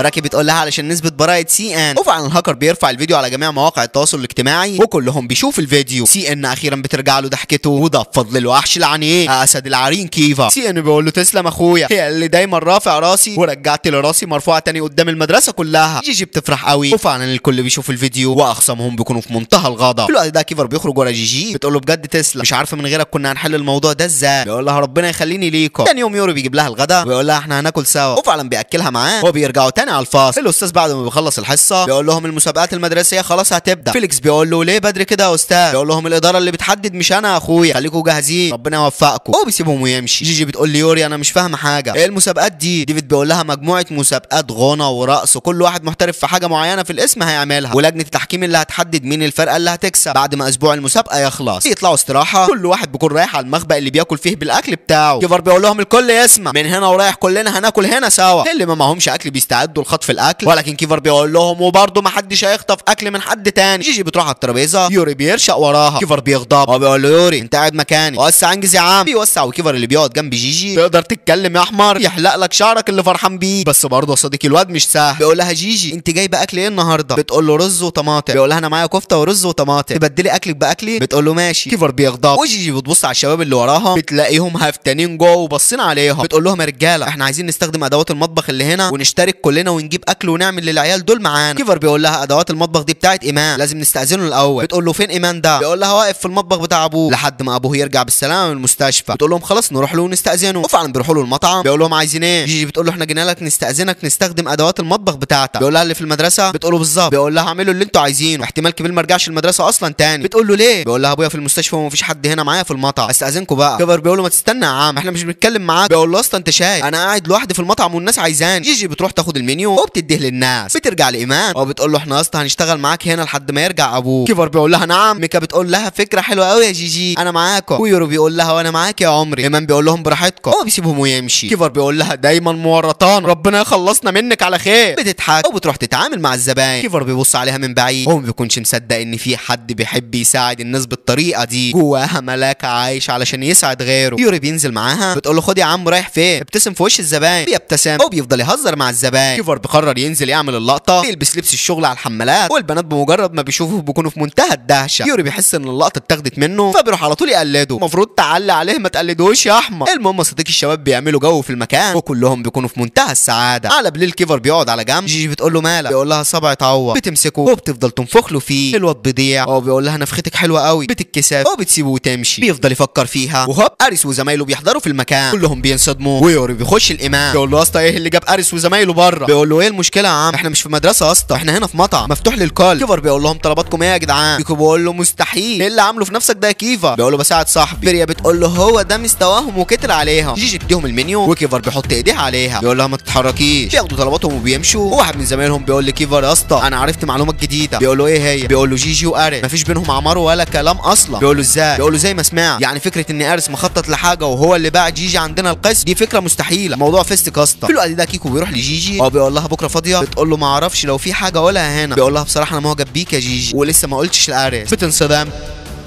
وهوب ديفيد بيخش عليها. بيقول لها في حد مضايقك يا جيجي؟ بتقول له لا كيكو كان بيزود ليمون على الاوردر بتاعه. بيقول لها طيب يلا عشان عايزينك في المطبخ. بتقول له يلا بينا. كيكو بيقول لها استنى ردك ها، لو كيفر عارف هيردك على البارد. ديفيد بيخش وجيجي بتخش وراه. بيقول لها كان بيقول لك ايه الواد ده؟ بتقول له ده عيل اهبل. يوري بيقول لها انا عارف انه معجب بيكي. كيفر بيقول لهم ايه الكلام ده بقى؟ جيجي بتسيبهم وتمشي وسي ان بيروح وراها. بيقول لها بلاش الواد كيكو ده، اصلا في مشاكل كتير بينه وبين ديفيد. بتقول له ليه؟ بيقول لها مشكله قديمه. يوري بياخدها على البيت يوصلها وبيقول لها عايزه حاجه؟ بتقول له تسلم. بيسيبها ويمشي. وهوب بتلاقي كيكو في وشها. بتقول له انت ايه اللي جابك هنا؟ بيقول لها جيت اطمن عليكي. هاريس بيخرج لهم بره وبيقول له ايه اللي جابك هنا يا كيكو؟ بيقول له جيت اطمن عليك يا اسطى. بيقول له كداب. بيقول له بصراحه اصلا انا بحب جيجي. بيقول له جيجي ممنوع تخش في اي علاقه. بيقول له انت ليه بتعاملني بالاسلوب ده يا اسطى؟ بيقول له لان انا حافظك يا كيكو، خد بعضك وامشي. بيمشي. بيقول لي جيجي اياك تخليه يقرب مني، اديني بقول لك اهو. بتقول له انا مالي يا عم. تاني يوم بتخرج بتلاقي مين مستنيها؟ الولد المسيء وحش العرين كيفا. بيقول لها ايه التاخير ده كله؟ بتقول له معلش راحت عليا نومه. بيقول لها طب اركبي. بتركب وبتاكل في حته الكيكه دي. بتقول له تاخد حته يا عم خد. بيقطم الكيكه ومع الكيكه بيقطم ايديها صديقي. البت بتدوب وبتترمي على الكرسي غميانه. بيقول لها هو كيكو ده مضايقك؟ بتقول له لا. بيقول لها يعني حباه؟ بتقول له ده كابوس مش عارف اخلص منه. بيشغل العربيه ولكن هي بتبص على صوابعها وبتفتكر قطمه كيفا. على بالليل بيروحوا على المطعم ده. ايمان بيقول لهم خبر عاجل، خلاص يا جدعان ابويا خرج من المستشفى ومن بكره هروح معاكم المدرسه. بيفرحوا قوي. بيقول لهم مش كده وبس، انا اللي هطبخ لكم في المدرسه. بيفرحوا اكتر وبيخرجوا كلهم يجيبوا طلبات من الماركت. كل واحد فيهم بيشيل حاجه ويجي ما بتكونش قادره تشيل الاكياس اللي معاها. يوري بيمد ايديه ولكن كيفر بيسبقه وبيشيل عنها. ارجع على احمر لا يقطعه. وفعلا ايمان بيطبخ لهم. وجيجي بتيجي من بره بتلاقي ديفيد مضروب. بتقول له مين اللي ضربك يا؟ بيقول لها ما فيش. بتقول له انجز انا عارفاه. بيقول لها انت ازاي تسيب الواد كيكو ده يقرب من زمايلهم؟ كلهم بياخدوا بالهم. جيجي بتقول له طب ما انت عارف انه جه وقال انه معجب بيا. بيقول لها الكلب ده ماشي في المدرسه كلها ما فيش على لسانه غير سيرتك، كلامه ما عجبنيش، مسكت فيه وضربنا بعض. كيفر بيقول للشباب خرجوا لي جيجي بره. بيخرجوها وكيفر بيبدا يحط خطه الحرب. بيخلص معاهم وبيخش الجيجي في الحمام. بيقول لها انت الواد ده عاجبك؟ يعني مش حاسه باي حاجه من ناحيته؟ بتقول له لا يا عم. بيقول لها متاكده؟ بتقول له وانت مالك؟ هو انت حبيبي وانا ما اعرفش؟ بعد اذنك ما تعملش مشاكل مع حد علشان يسيبها ويمشي. بتخرج بره بتلاقي الشباب كلهم ماشيين واحد ورا الثاني. بتقول لهم رايحين فين؟ كيفر بيقول لها خليكي هنا واياكي تيجي ورانا، خلي بالك منها ايمان. هو بيسيبهم ويمشي. جيجي بتقول لي ايمان استنى انجلو بيتصل بيا هرد عليه وارجع لك حالا. وبتخرج وراهم. بتفضل ماشيه ومراقباهم لحد ما بيخشوا المصنع القديم. كلهم بصوت واحد بيقولوا له انت فين يا كيكو؟ اطلع يا جبان. وجيجي وراهم من بعيد. بيفضلوا يندهوا على كيكو. وهوب واحد بيمسك جيجي من بقها بياخدها معاه. كيكو بيطلع لهم بيقول لهم في ايه يا عرة؟ هو انت ادي عرة اللي اسمك ديفيد ما قدرتش عليا جايب لي زمايلك؟ ما تخلينا على بعض راجل لراجل. بيقولوا خلصانه. سي ان بيقول له اصل احنا جينا وهنضرب كلنا سوا. كيفر بيقول لهم يلا يا شباب. ديفيد بيقول لهم لا يا رجاله دي حربي وانا اللي لازم اكسبها. وهوب واحد من فوق بيسقف لهم. هو بيقول كيفر وعصابته منورين يا رجاله. كيفر بيقول لهم ده رام. ديفيد بيقول لكيكو هو الواد ده معاك؟ كيفر بيقول له عايز ايه يا رام؟ بيقول له جيت اخلص اللي بيني وبينك من زمان يا صاحبي، هاتوا الامانه يا رجاله. بيجيبوا له جي وكلهم تحت بيكونوا في منتهى الصدمه. رام بيقول لهم يا حلوين يلا ابداوا خناقتكم خلينا نتفرج عليكم. ما تبدا منك ليه؟ خلاص هبدا انا. بيقرب ناحيه جي ابوكم خلاص هيعملها ولكن بتخبطوا بواحده في دماغه. هو بتنط لتحت يا صديقي. كلهم بيروحوا جري عليها ولكن اللي بياخدها في حضنه هو كيفر. بيقول لها انت ايه اللي جابك ورانا؟ اولاد الهرمه دول بيجروا من المكان وكيفر بياخد جي يجيب لها تال. يوري بيقول لها وقعتي قلبي عليكي وكيفر ما بينزلش عينيه من عليها. وكيكو بيكون نفسه فيها. لا انت كده زباينك كترت قوي جي ما تلميها.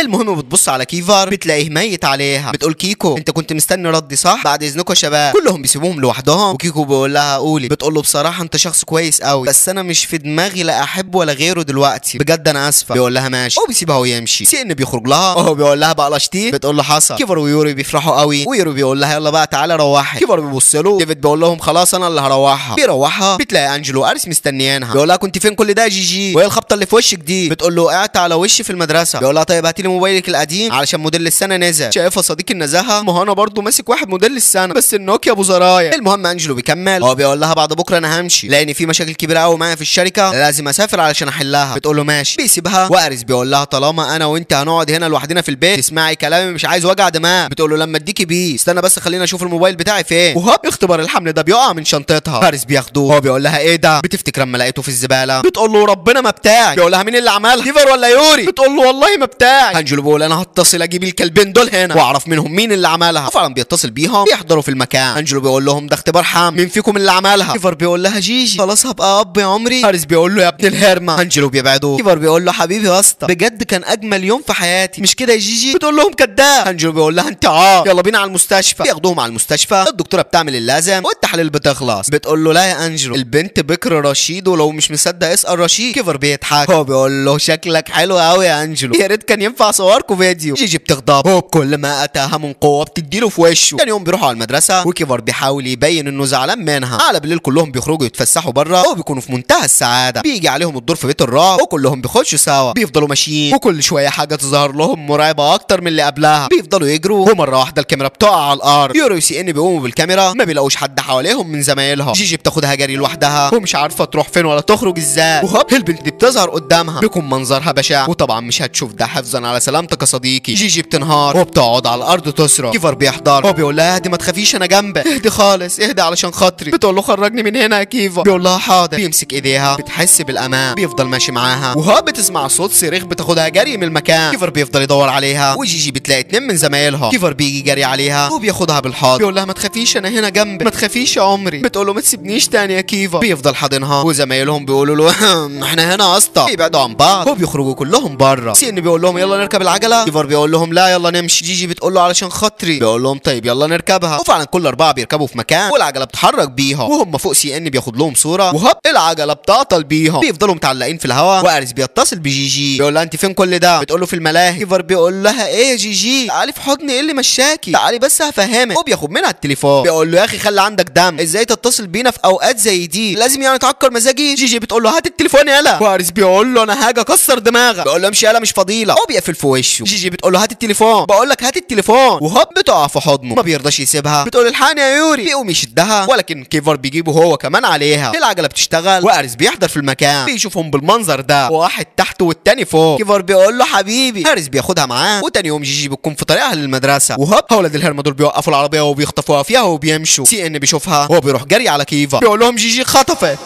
يوري بيقول لهم يلا بينا. كيفر بيقول له استنى اللي خطفها رام وانا حافظه كويس اكيد عامل لنا فخ لو رحنا هناك هيلفنا. بيقول له ايه المشكله اهم حاجه نلحق جيجي. بيقول له اهدى مش هيعرف يأذيها لازم نفكر ونخطط قبل ما نروح له. ابن الهرمه بيتصل بكيفر فيديو بيقول لهم وحشتوني يا اولاد. يوري بيقول له انا هكسر عظمه. بيقول له اهدى لحسن لون شعرك يتغير يا احمد. اسمعوني كويس هتكون 4 بس. كلهم بيقولوا لا احنا هنيجي كلنا. يوري بيقول له خلاص هنجي لك 4 انتوا كام؟ بيقول له يا عم ويهمك في ايه لو عايز السنيوره تعالوا لي 4 بس. ساعه والاقيكم قدام في العنوان اللي هبعته لكم لو حسيت حسيت ان في تشغيل دماغ هشغل دماغي انا كمان، بس انتوا عارفين انهي دماغ اللي هتشتغل؟ اكيد دماغ الشيطان اللي برضه اشتغلت معاك يا صديقي. المهم بيقفل في وشهم وكيفر بيقول سي ان ديفيد يوري وانا يلا بينا، وهم نازلين اريس بيقول له جيجي فين يا كيفر؟ بيقول له انت مال اهلك يلا؟ بيقول له انا ابن عمها. بيقول له ده في بيتكم يا حبيبي، انما هنا جيجي تخصني انا وبس. هو بيسيبه ويمشي. كيكو بيقول له مش هينفع كده يا اسطى، احنا لازم نبلغ البوليس. بيقول له اخرس يلا. في الوقت ده كيفر بيوصل للعنوان ويوري بيقول له معلش يا اسطى انا هسالك سؤال، عارف ان ده مش وقته، هو في حاجه حصلت بينك وبين جيجي في بيت الرعب امبارح؟ بيقول له انا هسالك نفس السؤال يا يوري اللي برضه مش في وقته، انت بتحب جيجي؟ في اي مشاعر جواك ناحيتها؟ بيقول له في يا اسطى، وعلى ما اعتقد اني خلاص حبيتها. بيقول له ازاي يعني؟ انت عارف ان احنا عاملين خطه. بيقول له انت كداب، مش في الخطه بعدم حبك ليها، انت بتحبها بجد يا كيفا بس بتقاوح وبتضحك على نفسك. بيقول له مفيش الكلام ده. سي ان بيحضر في المكان وبيخش جوه بيلاقوا رام فوق بيها ومعاه المضرب ده. بيقول له ازيك يا كيفا، فاكر العلامه اللي في وشي ده؟ واخيرا جه الوقت اللي هديك فيه درس مستحيل تنساه، اطلعوا يا رجاله. الرجاله بيطلعوا ما شاء الله 90 ضد 4. بيقول له انت راجل كده؟ بيقول له هنشوف. وبياخد جيجي ويمشي غلبان ما يعرفش ان كيفر حافظه الجبان. زمايله بيحضروا في المكان وبتبدا الحرب امان. كيفر اللي بيمسكه هي واحده بينسيه اللي كان ايام زمان، ايام ما كان الحب بالمانجا والبرتقال. ابلع على اللي بعده مش عارف مين اللي هيساعده. كيفر بيروح جري على رام بيلاقي اتنين في وشه، هي واحده للاول وواحده للتاني بنشه. بيخلص عليهم وبيطلع لرام ما بيلاقيهوش، بيلاقي جيجي قدامه متكتفه. بتقول له خلي بالك. ابن الهرمه بياخده على اخوانا يجيبوا على الارض بينزل فيه تخبيط، وجيجي بتكون مش عارفه تتصرف ازاي، بتحاول تفك الحبل اللي مربوطه بيه وفعلا بتفك يا صديقي. بتجيب المضرب ده على وشه وبتديه، بتاخد كيفر بالحضن وابن الهرمه بيجرجرها من شعرها بيرميها بعيد وبيرجع تاني لكيفر. جيجي بتشوف كيفر بيتضرب والكهرباء بتمسك فيها بتجيبه من قفاه، وهي واحده والتانيه على الارض بتقلبه بتنزل عليه وبتكون من كتر الضربه هتقتله، ولكن كيفر بياخدها بالحضن بيقول لها خلاص اهدي اهدي علشان خاطري. بيفضل حاضنها هو بيخرج منديل من جيبه ويمسح لها بيه. بتقول له هو ايه اللي حصل له؟ بيقول لها هو كويس انت بس ارتاحي. بيفضل مريحها في حضنه وزمايله تحت بيخلصوا المهمه وبيطلعوا له فوق بيقولوا له اريس جه تحت ولا بيهزه. بيروحها البيت وبيفضل قاعد مستنيها تفوق وتعدي الايام وتفوت الاسابيع وجيجي بترجع تاني على المدرسه. زمايلها بيجيبوا لها الغداء ويورو بيقعد جنبها بيمسك ايديها وبمجرد ما كيفر بيحضر بيسيبها تاني. جيجي بتروح ورا كيفر بيقول لها تعالي معايا، بيدخلها الاوضه دي وبيقول لها دي الانجازات اللي حققها قسم ايه في كل المسابقات. بتفضل تفرج. بتقول له ايه ده انجلو. بيقول لها كان في قسم ايه برضه، ايه رايك تحط صورتك هنا وسط الاساطير؟ بتقول له انا. بيقول لها امال انا. بتسرح فيه بيقول لها انت خفيتي الحمد لله. بتقول له انا مش عارفه اقول لك ايه يا كيفر. بيقول لها ما تقوليش حاجه. هو بيسيبها ويمشي. بيبداوا التدريب للمسابقه وكل واحد بيعرف حاجه بيتدرب عليها. يوري بيكون صوته حلو قوي بيغني اغنيه رومانسيه وبيشاور على جيجي. كيفر الغيره بتكون باينه قوي عليه. واخيرا بتبدا المسابقه. جيجي بتروح تاكل وكيفر بيقول لها شيلي اللي على بقك ده. بتضحك وبتقول له شايف الدبدوب ده حلو قوي. بيقول لها دي لعبه لازم تكسبيها علشان تاخدي الدب اللي فيها، تعالي هلعب واجيبهولك. بتقول له هتعرف. بيقول لها عيب عليكي من يومي حريف فيها. الراجل بيقول له علشان تاخد الدب لازم تحط الحلقه دي في البتاعه دي. بياخد الحلقات. بتقول له بس دي صعبه قوي. بيقول لها هعمل المستحيل علشانك. بينشان ولكن اول واحده ما بتجيش. بيركز ولكن الثانيه برضه ما بتجيش. الثالثه برضه ما بتجيش ولكن الرابعه برضه ما بتجيش. بيركز في الخمسه بكل ما اتاها من طاقه وهوب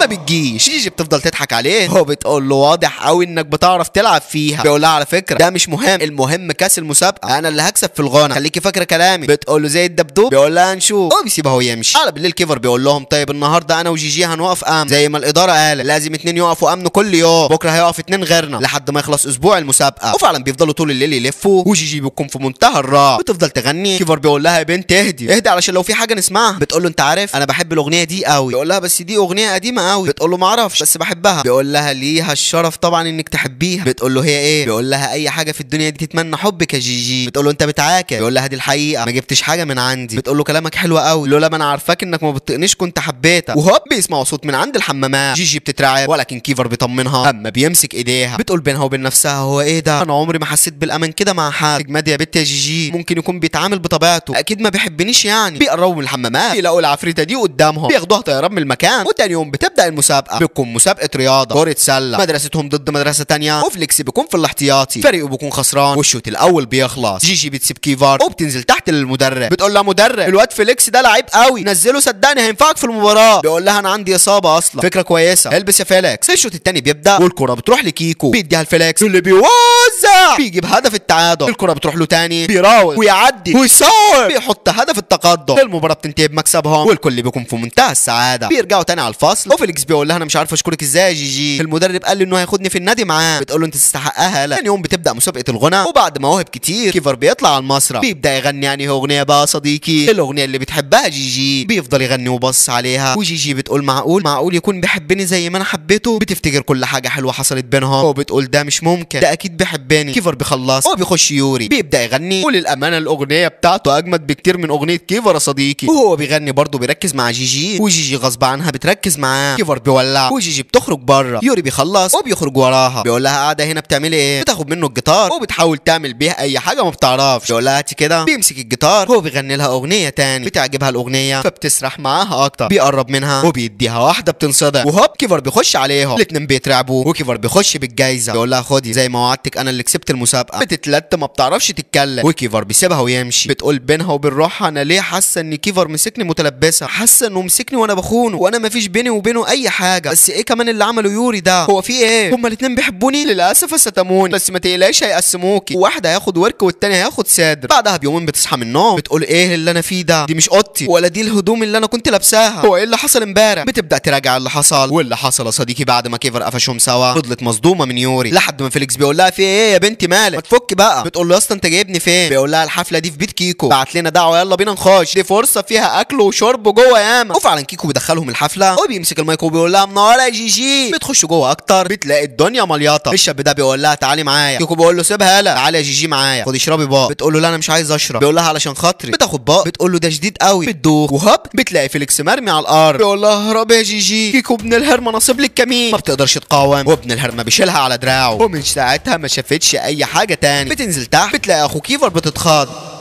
بيقول لها ايه شفت عفريت؟ بتقول له لا بس انت شبه كيفر قوي. بيقول لها ما انا اخوه تعالي معايا. بياخدها بتلاقي كيفر ويوري وفيليكس، بتقول لهم ايه اللي حصل؟ كيفر بيقول لها الكلب اللي اسمه كيكو كان نصيب لك كمين، بس فيليكس بعت لي رساله. وفعلا يا صديقي بعد ما بيستلم الرساله بيروح طيران على الحفله هو ويوري، واريس كمان بيحضر في الحفله. بيلاقوا الواد مرمي على الارض، بيقول لهم كوكي خد جيجي على اوضته. رجاله كيكو بيحوطوها، بتحوطوا مين؟ هم اتنين بس كدابين، ابلع على بيكسروا عظمهم وبيطلعوا جري ورا اريس اللي بيكون مطلع ابن الهرمه كيكو من جوه، وبينزل فيه تخبيط بره. بيقول لكيفر ويوري استنوني هنا هلبسها هدومها وارجع لكم. بيخش يلبسها وبيقول لهم تعالوا، بيخشوا جري لجوه. فارس بيقول لهم اسمعوني كويس، بص يا كيفر خدها معاك على البيت، لانها لو فقت في البيت عندي هتسالني ايه اللي حصل، مش هعرف ارد عليها. بيقول له خلصانه. بياخدها ويوري بيروح وراه، بيخلصوا تفكير في اللي حصل وبيرجعوا تاني على المدرسه. سي ان بيقول لها بقول لك ايه النهارده في ملاهي بالليل، انا نفسي اروح قوي. بتقول له ياض انت امتى تكبر؟ بيقول لها علشان خاطري. وفعلا على بالليل بتوديه الملاهي، وهوب بتشوف اخو كيفر الصغير هنا. بتقول له انت بتعمل ايه هنا؟ بيقول لها انت هتصاحبيني؟ شوفي كيفر من سنك اتكلمي معاه، حل عن دماغي بقى. كيفر بيحضر، هو بيقول لها معلش الواد لسانه طويل. بتقول له شفت ابن الهرمه كيكو علشان كده كنت دايما بتحذرني منه صح؟ بيقول لها ما حبيتش اقول لك انه واطي، ما كنتش هتصدقيني، وفي نفس الوقت حبيت اسيبك براحتك، تعالي معايا نرقص. بيرقصها والاتنين بيكونوا في منتهى السعاده. بتشتغل اغنيه رومانسيه، بيمسك ايديها وبيحطها على كتفه، بيقربوا من بعض، وجيجي بتروح في حضنه بيبوسها على دماغها، بتبص له وبتقول بينها وبين روحها انا عمري ما حسيت الاحساس ده مع حد قبل كده، احساس ما يتوصفش، انا حاسه انك بتحبني يا كيفر. قولها يا كيفر، قول انك بتحبني. كيفر ما بيقولش، بيخش في الدغري على طول، وحفظا على سلامتك مش هتشوف الافعال ده يا صديقي. بيخلصوا السهره وبيوصلها على البيت يا صديقي. بيقول لها هو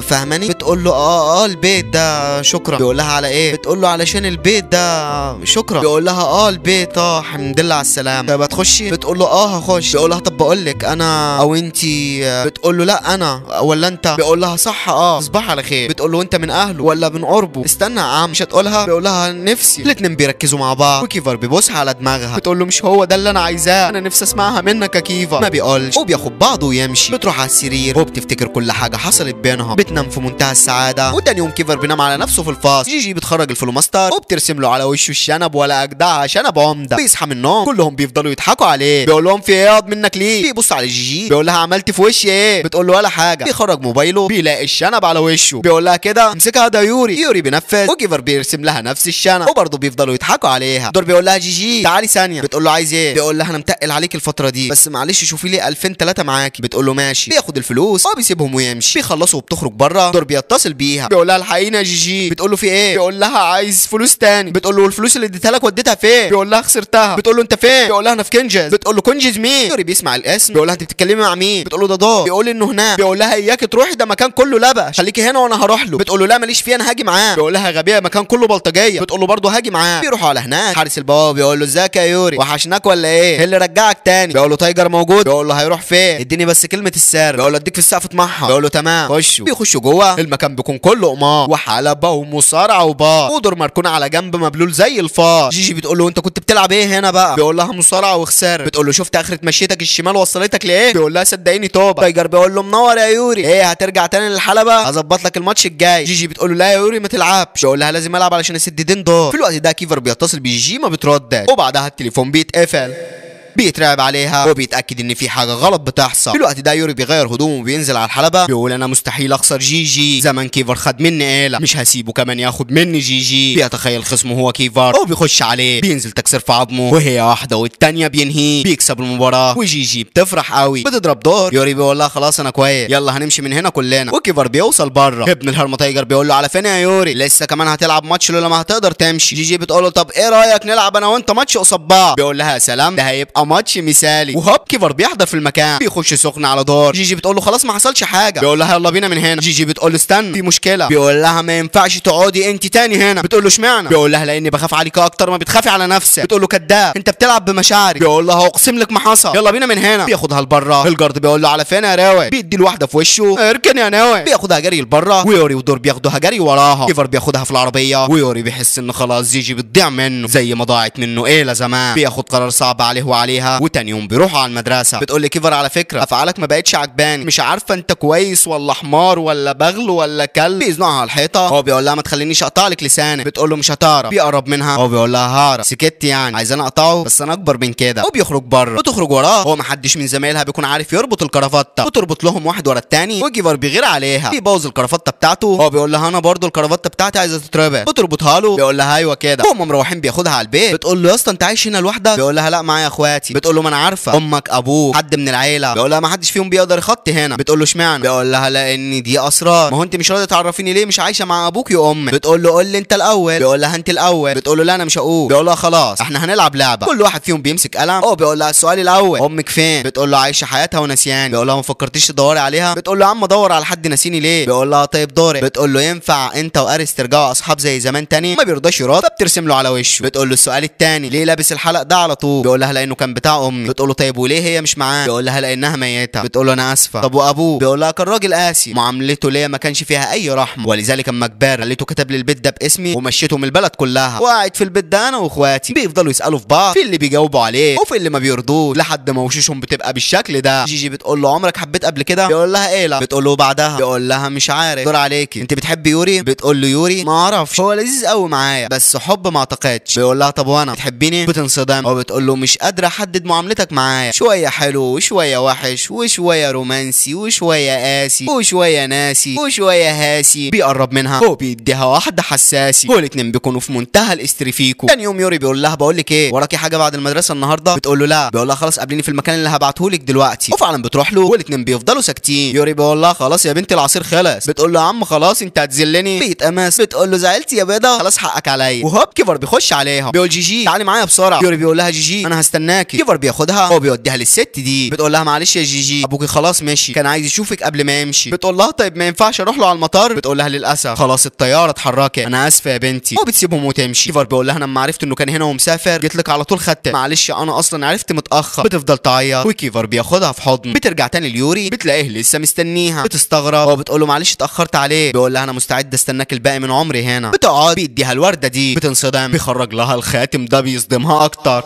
بتقول له ازاي يعني؟ بيقول لها انا من يوم ما شفتك بكدب على نفسي وبكدب مشاعري واحساسي اتجاهك، انا مش عايز رد منك دلوقتي، ابوس ايديكي فكري كويس. هو بيسيبها ويمشي. بترجع تاني على البيت وبتفضل تفكر. خالتها بتخش عليها وبتقول لها ايه يا جيجي سرحانه في ايه كل ده؟ وايه الخاتم ده مين اللي اداهولك؟ بتقول لها يوري. بتقول لها على فكره الخاتم حلو قوي. بتقول لها انا مش عارفه افكر لاني حاسه اني بحب حد تاني. بتقول لها صدقيني يا بنت اللي سبق اكل النبأ. وبتسيبها وتمشي. تاني يوم بتروح المدرسه وبتفضل تفكر في كيفر. بتبص على ظرف دولابه وبتلاقي كيفر لسه بيحب ايلا. هو بتقول كيفر لسه بيحب ايلا، ولكن كيفر بيشيل القلب اللي بين الضرفتين وبيحط الجمله دي. جيجي بتفضل سرحانه فيه وبيعملوا حفله بمناسبه السنه الجديده. بيحتفلوا سوا ويوري بيغني لها اغنيه وبيفضل مركز معاها. على بالليل كل واحد بيحتفل في بيته، وجيجي بتبعت لزمايلها كل سنه وانتم طيبين. بتبعت لكيفر بيقول لها وانت طيبه. بتحس الكلمه طالعه منه بقرف. انجلو بيقول لهم النهارده هنطلع كلنا نحتفل براس السنه. جيجي عايزك تلبسي الفستان الابيض ده. بتستغرب ولكن بتلبسه وهم خارجين. جيجي بتقول لهم يا جماعه هو احنا ليه هنحتفل براس السنه في المكان ده؟ ده. انجلو بيقول له ايه المشكله؟ ده حتى اغلب زمايلك اللي انت بتحبيهم جم هنا باهاليهم. عمتها بتقول لها اسمعي يا بنتي، مهما حصل جوه اقبلي واسكتي وبعدين هتفهمي. بتخش الحفله وانجلو بيخش على جد يوري بيسلم عليه وجيجي بتسلم عليه وبتروح تقعد على ترابيزه، وهوب بتشوف كيفر قدامها بتفرح قوي وبتقول كويس قوي ان احنا جينا هنا. وهوب بتلاقي ايلا معاها على الترابيزه بتنصدم، ومره واحده الاغنيه اللي بتحبها بتشتغل. كيفر بيبص وهي بتبص والاتنين بيكونوا في منتهى الحزن، وجيجي مش فاهمه اي حاجه بتتخيل كيفر بيغنيها. ومره واحده يوري بيقول لها عمري، بتقول له هو انت يخرب بيتك جبت لي الهديه؟ بيقول لها تعالي معايا، بتروح ترقص معاه وكيفر بيكون في منتهى الغضب بيفضل يشرب. ومره واحده حموده بيقول له اخيرا اللي كلنا جايين علشانه، بعيد عن حفله راس السنه في احتفال اكبر بكتير النهارده، يا ريت يوري يتفضل هنا. يوري بيطلع وبياخد جنبه جيجي. كيفر ما بيكونش قادر يمسك نفسه. ابن الهرمه اللي ماسك المايك بيقول الحفله دي مش علشان راس السنه بس زي ما العروسين فاهمين، الحفله دي حفله خطوبه يوري على جيجي. الكل بينصدم وجيجي بتبص على اهلها اللي جايبينها غدر هنا يا صديقي. بتقول لي يوري ايه ده انا مش فاهمه حاجه، ما بيردش عليها. هو بياخدها من ايديها يرقص بيها، وكيفر بيكون في حاله لا يحسد عليها، بيفضل بص عليها وهي بص عليه. بتسيب يوري وبتخرج بره. انجلو بيخرج وراها بتقول له لو سمحت سيبني لوحدي. بيقول لها مش هينفع، انا ما كنتش ناوي احكي لك الا لما نروح، انا عارف ان احنا غلطانين، ازاي ما تعرفيش انك جايه على حفله خطوبتك من شخص اداكي خاتم وانت ما ردتيش عليه اصلا؟ ولكن اللي حصل اكبر من كده بكتير يا جيجي، الشركه اللي احنا عايشين منها حالتها اتدهورت خالص واتداينا بفلوس كتير وكنا خلاص هنقفلها، ويوري اتقدم لك ورفضناه، ولكن جده قابلني وقال له انه هيحل لي كل مشاكل الشركه وهيوقفها تاني على رجليها. ما كانش قدامي حل تاني غير ان اقبل جوازك من يوري والا كلنا مش هنلاقي ناكل. بتقول له على حسابي، عارفه ان كنتوا اللي ربتوني واعتبرتوني واحده من العيله، ولكن انتوا كده مش بتجوزوني يا انجلو، انتوا كده بتبيعوني الواحد علشان تعيشوا. بيقول لها عارف انك هتحسبيها بالشكل ده وده حقك، خد الخاتم واللي انت عايزه تعمليه اعمليه. هو بيسيبها ويمشي. خالتها بتخرج لها وبتقول لها معلش يا عمري احنا اسفين، ولكن انجلو اللي حصل ده غصب عنه صدقيني، وبعدين الواد يوري ده محترم وبيحبك، ولو انت مش حباه مع العشره هتحبيه، ولكن اللي احنا فيه محدش هيعرف يصلحه الا جد الواد ده. بتقتنع وبتخرج الخاتم وبتلبسه. بتخش جوه ويوري بياخدها بالحضن. بتبص حواليها ما بتلاقيش كيفر معاها، الهم بيزيد عليها وبتقول له معلش يا يوري هخش الحمام وارجع. بتروح تشم شويه هوا وهوب كيفر بيشدها من ايديها على الاسانسير. بتقول له استنى يا كيفر، خلاص يا كيفر ما بقاش ينفع. بيقول لها اسمعيني. هو بيبدا يحكي لها اللي حصل من البدايه. يوري بيقول له اصلا انا ما بهزرش، انا هتقدم لجيجي. بيقول له انت بتهزر صح؟ انت لسه يا ابني صغير. بيقول له مش مشكله، انا مش عايزها تضيع من ايديا، انا بحبها بجد يا اسطى.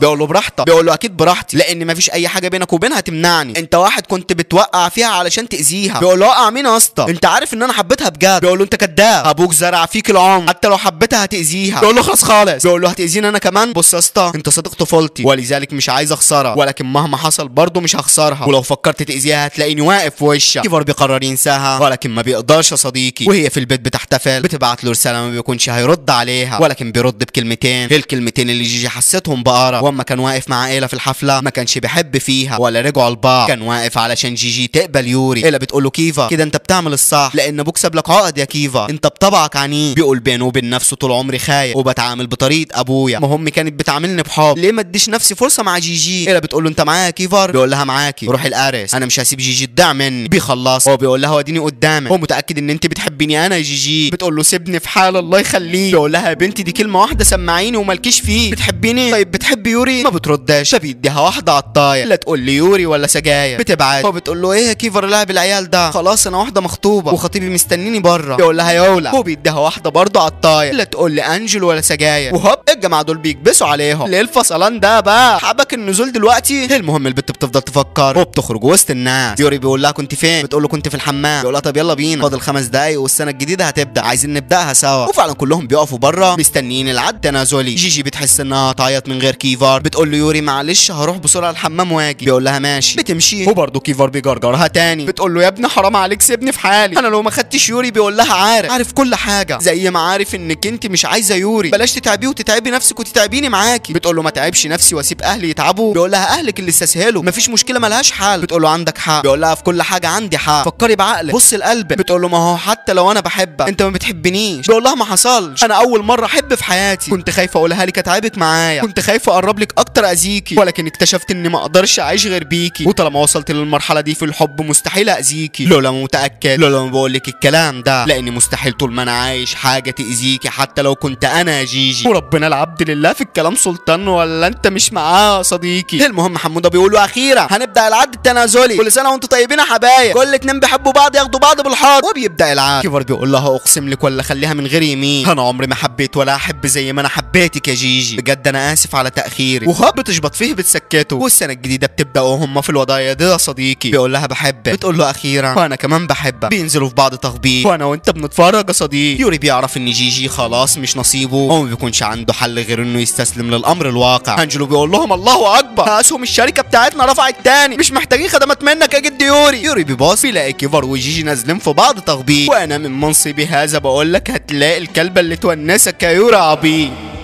وهنا بينتهي المسلسل يا صديقي. احنا تقريبا بقالنا سنه ونص في الفيديو ده مع بعض، ولكن انت عارف يا صديقي انا ما بحبش احرمك من حاجه. طلع عيني ليل نهار شغل اولع، سعادتك عندي اهم حاجه، وزي ما بحبك مش عايزك تنسى العاده. شير لزميلك وقول له شوف الحاجات اللي اخرتها حب بزياده، وهسيب لك رابط قناه جديده في اول كومنت، واقسم لك هنزل عليها حاجه مش معتاده دايما كنت بتطلبها منا يا صديقي. وقول لي رايك في كومنت على القصه دي، عارف هتفرحني كالعاده. واشترك في القناه وفعل زر الجرس علشان يجيلك اشعار بمجرد ما انزل اي حاجه، وخش خد لفه في القناه صدقني ومن غير بلاغه هتلاقي فيديوهات كتير هتعجبك. هشوفك الفيديو الجاي يا قمر.